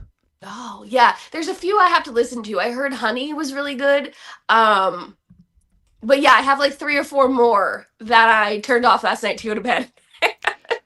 Showgirls is really, or The Life of a Showgirl, the title track that you mentioned. That's probably my favorite track after the first couple of listens. That's very catchy. And Sabrina Carpenter is very good on it too. Yeah, I felt like Opalite was really catchy as well. And then like The Fate of Ophelia, which was the first song on the track list. Like I just thought they were both really catchy. And if you deep dive about Ophelia, and it just like all the connections made it really, really interesting to listen to. What'd you think of the sound so far? Because she was back working with Max Martin and Shellback and not Jack Antoff for this. Yeah, one. I think I'm just such a new Swiftie. Like, obviously, like I have always enjoyed her music, but I've never like deep dove into it. I wouldn't have called myself a Swiftie until the Tortured Poets Department. In 2023, 2024. Yeah, that was last year. Yeah, and so I feel like I didn't really know what to expect because I know what Reputation was, but I didn't know if she was like in the same mindset or how the vibe, if it would be the same vibe. And I feel like it's completely different. This is way more mellow, I think, than I thought it would be. But way more like, I don't know, she's known for the innuendos and the subliminal messages and things. So it's definitely coded that way, but it's not as maybe rock forward as I thought it would be. Hey, she's in love now. She's engaged with everything. Go ahead, Joel. Which means the music's just going to go downhill from here because she's not angry anymore. She's not angry. She's got to take different shots now. So now that she's happy and she's going to get married, she's got to manufacture fights to talk about next. I don't know. I feel like as a married woman, I don't have to manufacture a lot of fights. As a married man, I can attest to being true. But like she's got to find ways to tell her poetry and to do her thing and still make it honest as she has before. But she can't do it while she's happy. The best poets were never happy. The best poets were sad and upset about everything. So she's got to find what really gets to the crux of her pain, and she's got to unlock a new vault out of that. Yeah, but I think that's what makes Swifties and her fans so unique is they're not all about the pain and the torture. They want to see her happy. They want to see her in love. They want to see her like step into this new role as a fiance, as a married woman, and then write music about being in love because they've been on her whole life journey with her this far. So I think that's what makes the fan base unique is like it's not all about just the music. It's like the fans want to know where it's coming from and the emotions behind it, whether it's good or bad. Yeah, as someone who lived through Red, and that's my favorite album, we've gotten plenty of the torture and the breakup songs, which that's a great album. That still has my favorite song from her of all time, All Too Well. But 10-minute version? 10-minute version is better than the original, yes. But the original was my favorite even before the 10-minute version came out. But yeah, like it's nice to see her way more happier nowadays because I feel like this album is very much, it's called The Life of a Showgirl, and it is kind of just like what a showgirl or what a performer sort of goes through of like, okay, you got these friendships, you got these relationships, you're asked to perform at these moments where you may have just had a big fight with somebody or you just learned devastating news. You're in the public eye with everything. You're under so much scrutiny with things and you just want to get away from that. So it's obviously autobiographical in that way, but I also think it's not only her life, but also just the life of what performers like her just kind of go through. I know you can relate to that, being a wrestler, and like you have to go out there. I don't know. You may have just learned some news, and it's like, well, I got to go to a match now, and people may not know, but I gotta. Once I go through that curtain, like I gotta be Deonna Purrazzo, and I gotta be the virtuosa, and I gotta perform for the people who paid their money, even though I just learned that I don't know, like something happened in your personal life. Like I'm sure you can relate to that. Oh, 100%. And that's why I think like I love the name of the album so much, but then also the reasons behind it, because I feel like, yeah, as professional wrestlers, but I think as any type of performer, it's like we put on a show.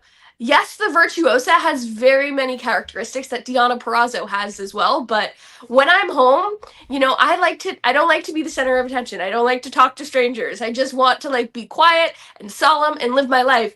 And then when I go through the curtain, I want to put on the show that I'm the showgirl, and I'm bedazzled head to toe. But that's not really who I want to be in real life. So I think that dichotomy between the two is so relatable, and I think why I've loved all the branding thus far, because I get it and I live that life as well.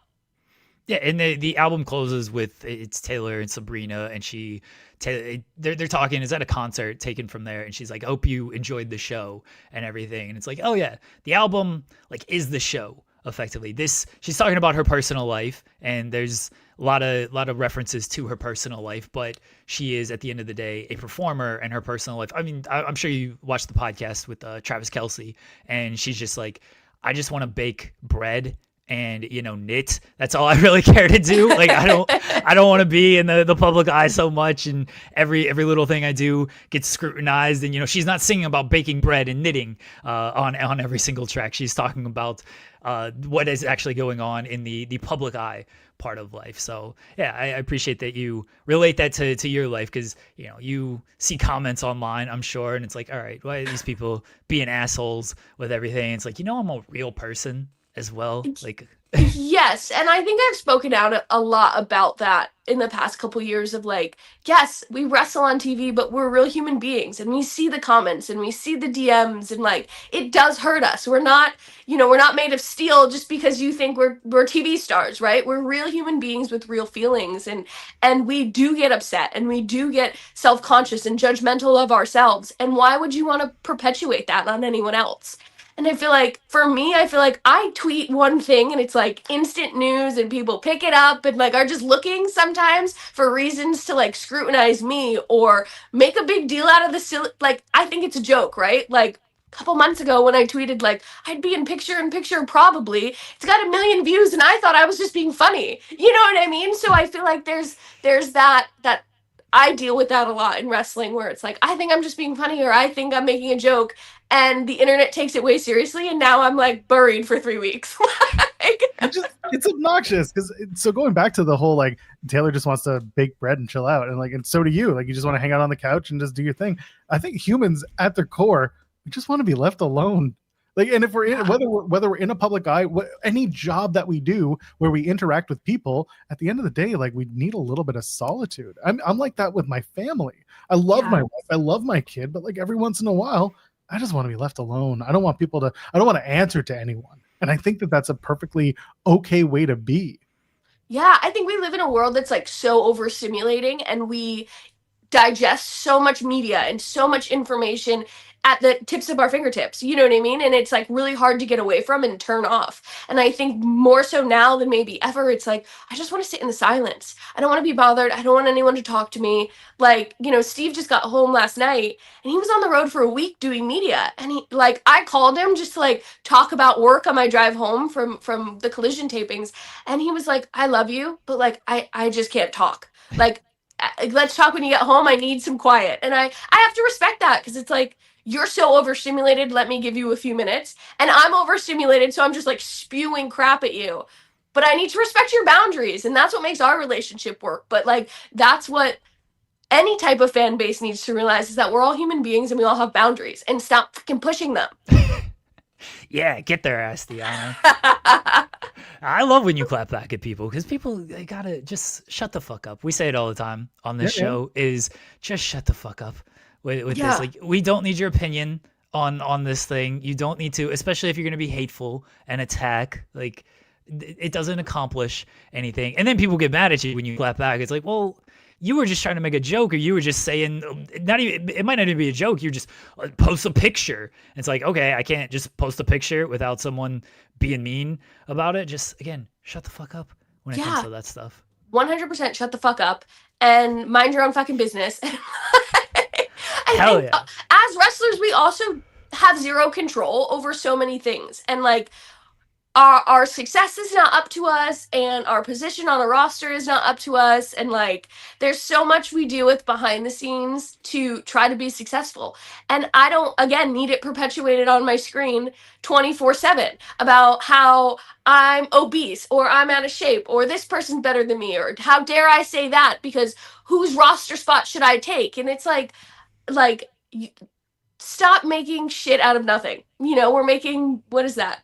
We're making anthills out of molehills or whatever it is. Like, it's just not necessary. We're all human beings, and we all, you know, like when I get off interviews with you guys, I think about it for like the next 10 hours where I'm like, oh, shouldn't have said that. Should I have said that? Oh, am I going to get canceled for this? Like, that's what fans have made us live our normal lives like. And it's not fair. It's anxiety inducing. Yeah. Oh my goodness. I have so much anxiety every time I get off a media call because I'm like, how can that be misconstrued? Or, oh my God, if I tweet this, what are they going to say? And it's like, I don't know why I've become so polarizing. And maybe it's because I just say, shut the fuck up. Like, if people don't like it. At the end of the day, it's like, one, I'm a Jersey girl, so I'm going to tell you how I feel. But two, you're not going to take advantage of me. You're not going to spread lies about me. You're not going to spread rumors. And, you know, like, people are still, we talked about it on here, you know, couple weeks ago, but people are still talking about the CMLL thing, and it's like, let's move on. That was literally 10 months ago. You know, like, do we not get clean slates? Do we not get to start over? Do we not get to have a new identity at some point? You know, and if that means me telling someone shut the fuck up and they're wrong, then I'm gonna do that.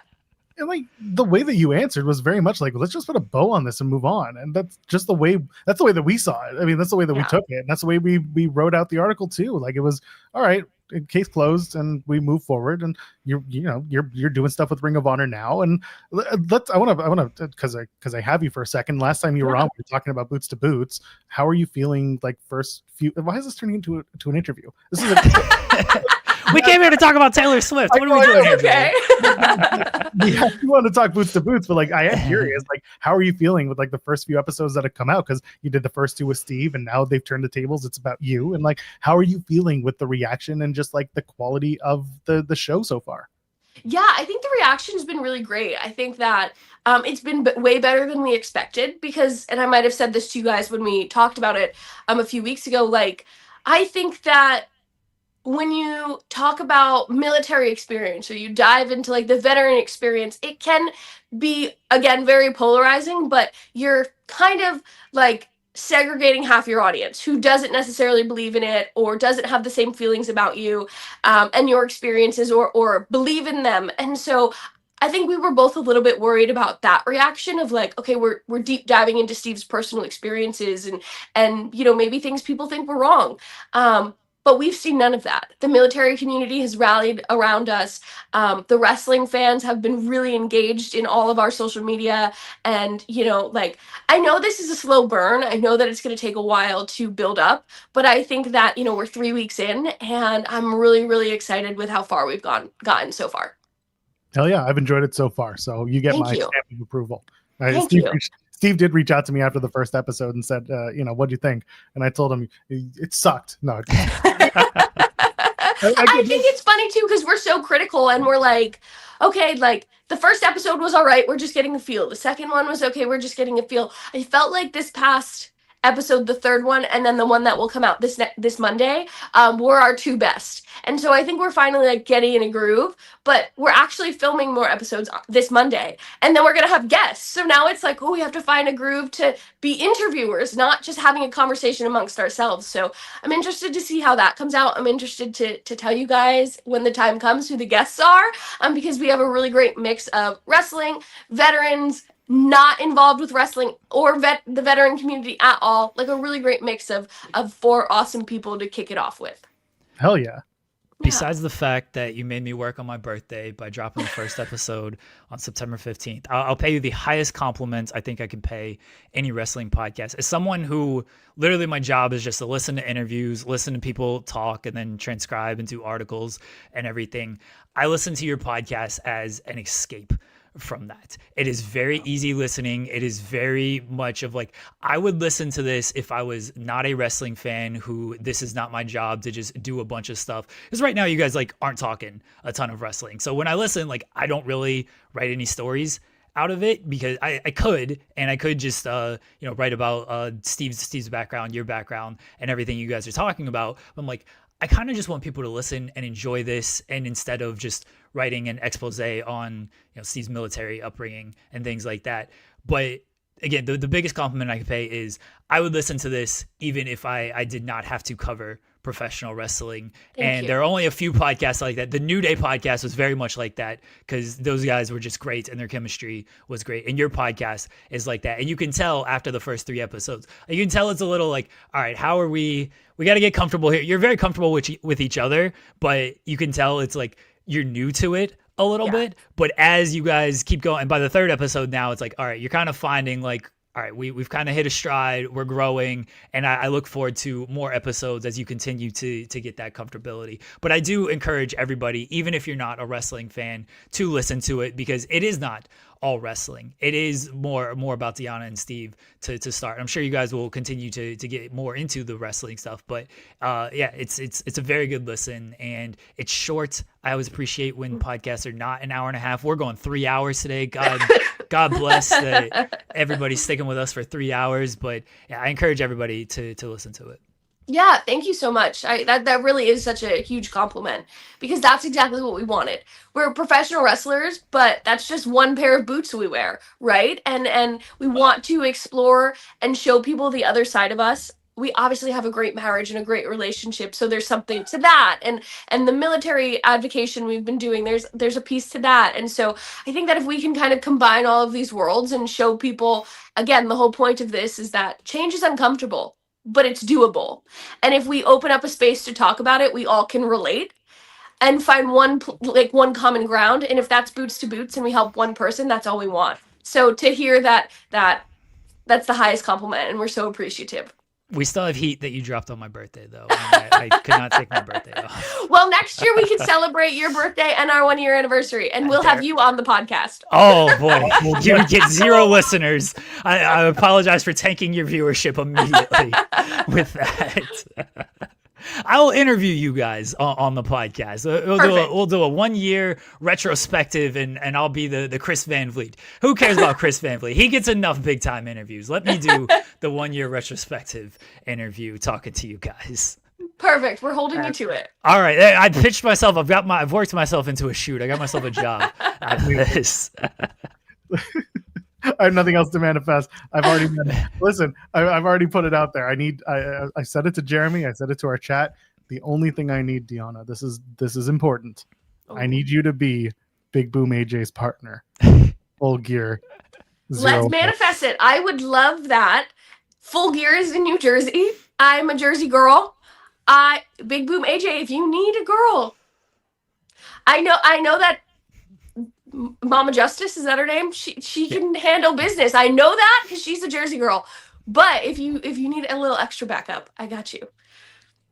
I'm all about it. I'm trying to manifest winning the Pure Women's Championship. I'm trying to manifest getting back on Dynamite or Collision. Maybe being a part of this tag team tournament or whatever it's going to be. Win some women's tag team championships. I got a lot to manifest, so I need all of the good vibes. Is it you and Taya? Is that the tag team we would go with? I think Vendetta had so much potential, and I think I was really, really upset with the way everything worked out. And obviously now we know why, but I think that it's been almost a year. I think that if we wanted to pick it back up, it would be a really easy thing to pick back up and continue with. I think that we gelled together and we were able to make this character work. I think against a lot of people's better judgment who didn't see the vision. And obviously we're real life friends, so we get each other. And I would love to see Vendetta make a comeback for the AEW Women's Tag Team Championships. We need to know who the missing puzzle piece was. It's an unsolved mystery in AEW. Here's a insider. There was no missing puzzle piece. That was just me trying to garner up internet talk. Well, it worked because now I'm held on to this. I was like, who was the missing puzzle piece? No, I mean, I think when Vendetta started, there was talk about like, okay, we'll build you guys as a tag team, and then maybe, you know, the more people that you have, the more matchups there are, and the more stories we can tell. So maybe down the line you could get a third. And you know, I thought like it could be a guy. You know, we could get some awesome guys in this group, and you know, not just be like just 2 women or 3 women. You know, there was so much potential to like make a family. You know what I mean? Like, and yeah, unfortunately, like it just didn't work out. But I think again, it would be a really easy thing to just like pick up and add a third person if need be. We see a lot of these trios in our women's division right now, and so I would love to be a part of it. We got it'll be the Don Callis family, and then you're gonna have the Deonna Purrazzo family.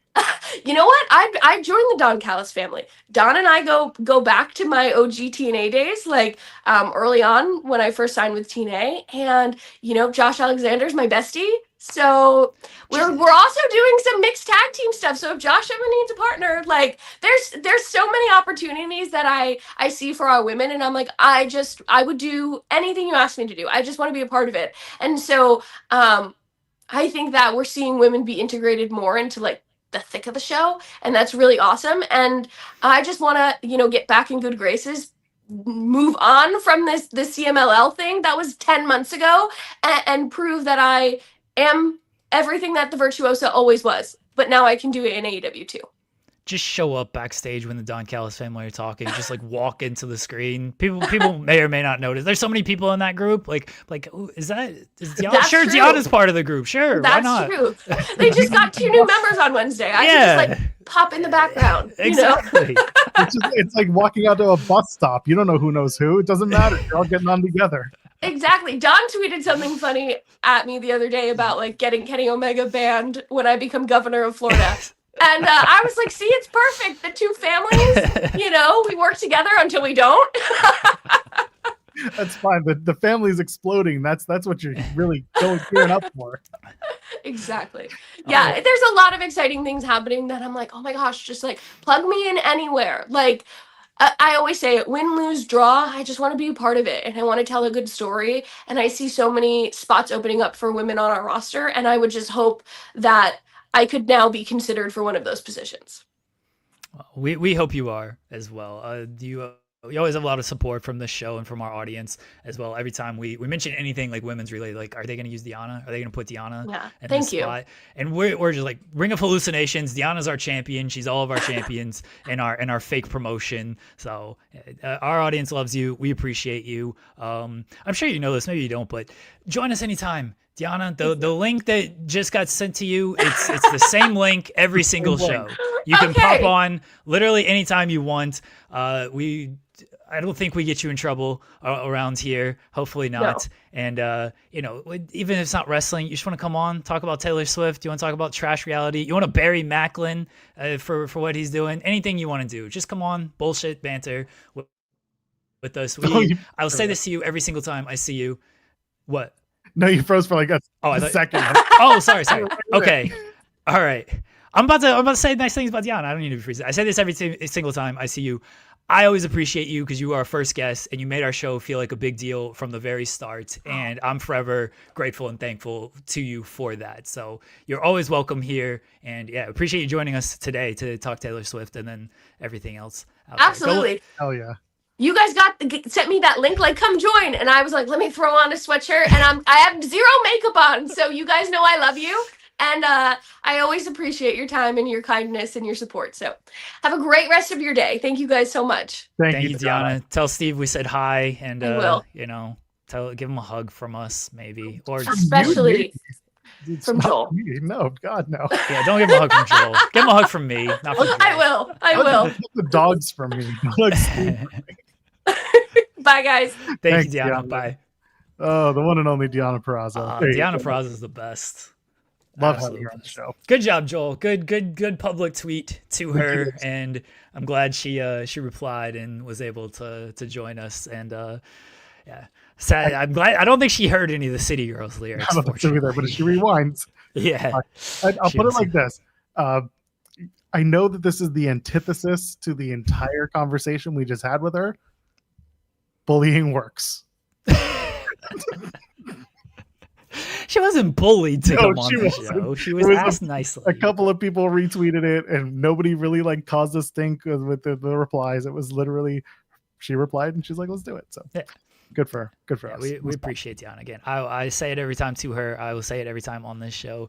Deanna being the first guest made our show feel like a big deal right off the bat, and I'll always be appreciative and grateful to her for willing to do that. I mean, obviously she's just like, okay, sure, media opportunity after winning the Knockouts title. Like, she had no clue what she was getting into. I'm sure she saw Fightful and she's like, oh, okay, I know Sean. I've talked to Sean 300 times. And so maybe that made her feel more comfortable. But regardless, she could have said no. She could have been like, I don't know about that. Or she could have just been not standoffish. That's not Deanna's personality or anything, but she came on and seemed like she had a great time. And again, the fact that she did that, I'll always be appreciative to her. Absolutely, yeah. And Steve is fine. Yeah, and Steve's fine. It's fine. All right, well, there you go. We had a nice little finish to our weekend, to our week, I should say. We did 3 hours for you heathens. Yeah, it's I don't know what's wrong. Joel is always worried about, like, oh man, I don't know how we're gonna fill time today. And I'm like, we'll figure it out. We always can fill 2 hours. And then here we are, a 3-hour show today. I mean, we did have to, filibuster for 25 minutes to get to that interview. Well, it was worth it. Fair. That's fair. Now I've got 6 clips to do. Maybe. You got a lot. I will clip the City Girls. I know what you're gonna do. I think I know what I got. I mean, obviously the Deanna conversation is there, the Dreamer conversation, because that's our thumbnail. I'm telling y'all now so that you know what to expect. I think I'm gonna clip the Riyadh comedy conversation that we had, because it's topical. Silva on the 30 line, Hangman and Ice, and the poor people who have to work the desk for Zendesk trying to field those comments, and also just the idea of like the bad commercials that you watch during wrestling, and making yourself popular at your kids' schools. Yeah, the Taylor review. Yeah, all encompassing. Yeah. I don't know if I'm gonna. I mean, I'm probably gonna do Deanna separately. Yes. 100%. Yeah, and then do a Taylor and my kids stayed up with me type of thing. Yeah, definitely do Deanna as a fully separate thing, because we did a lot more than Taylor on there. She just talked wrestling and everything with us as well. And stop being mean to Deanna Purrazzo, everybody. 1, she'll kick your ass. She will. 2, shut the fuck up. True. Man, that was a good chat. I'm glad that we got into a lot of different stuff with her. So go enjoy your weekend. Just take it easy, do whatever you want, and be good to each other. How about that? Anything we got to plug before we get out of here? I got one thing we got to plug. It is Friday, but also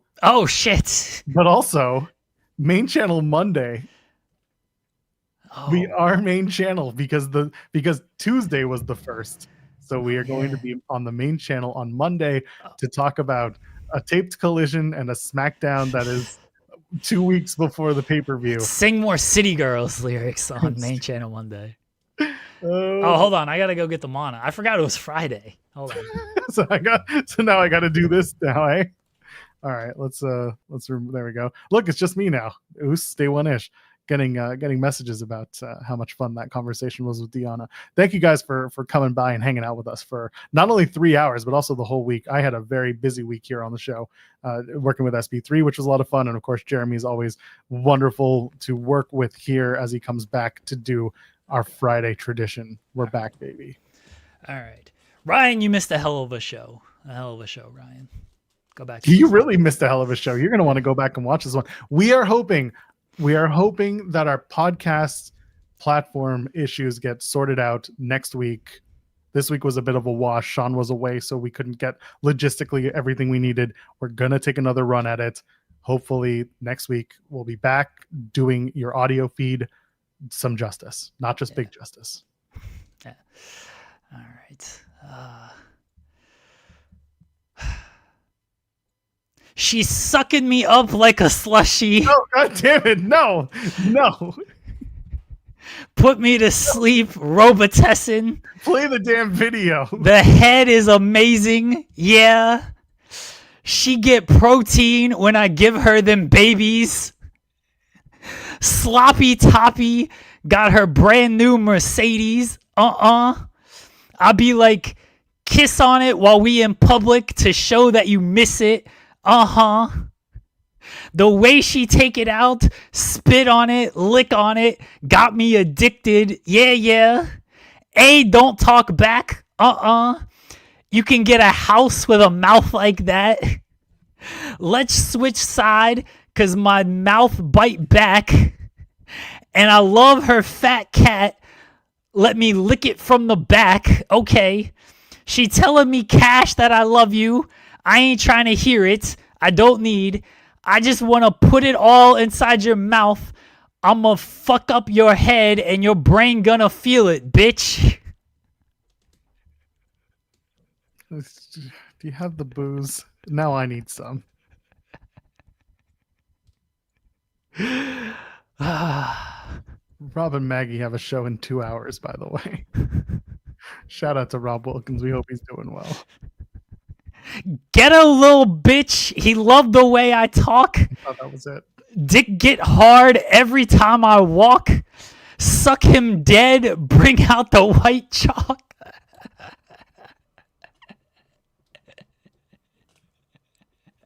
I want to go eat my lunch, man.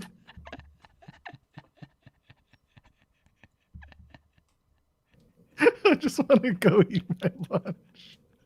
Mana, the final boss. And here we go. 'Cause this is how good. The final. God damn, that's good shit. And here we go, because this is how good. God damn, that's good shit. Talking about the booze or the city girls? Joel, what did we accomplish on the show today? Absolutely nothing. Par for the course. We learned about city girls on the show today, everybody. And if you don't know about city girls, you learned a lot about them. They will outfuck you, is what the city girls will do. And if you want to be outfucked, we'll be back on Monday. Main channel. Will there be City Girl talk? We'll see. Will it get us pulled from main channel Monday? Absolutely. Leave a thumbs up on the way out for realsies this time. Ladies, gentlemen, friends beyond the binary. We'll see you on Monday. Cheers.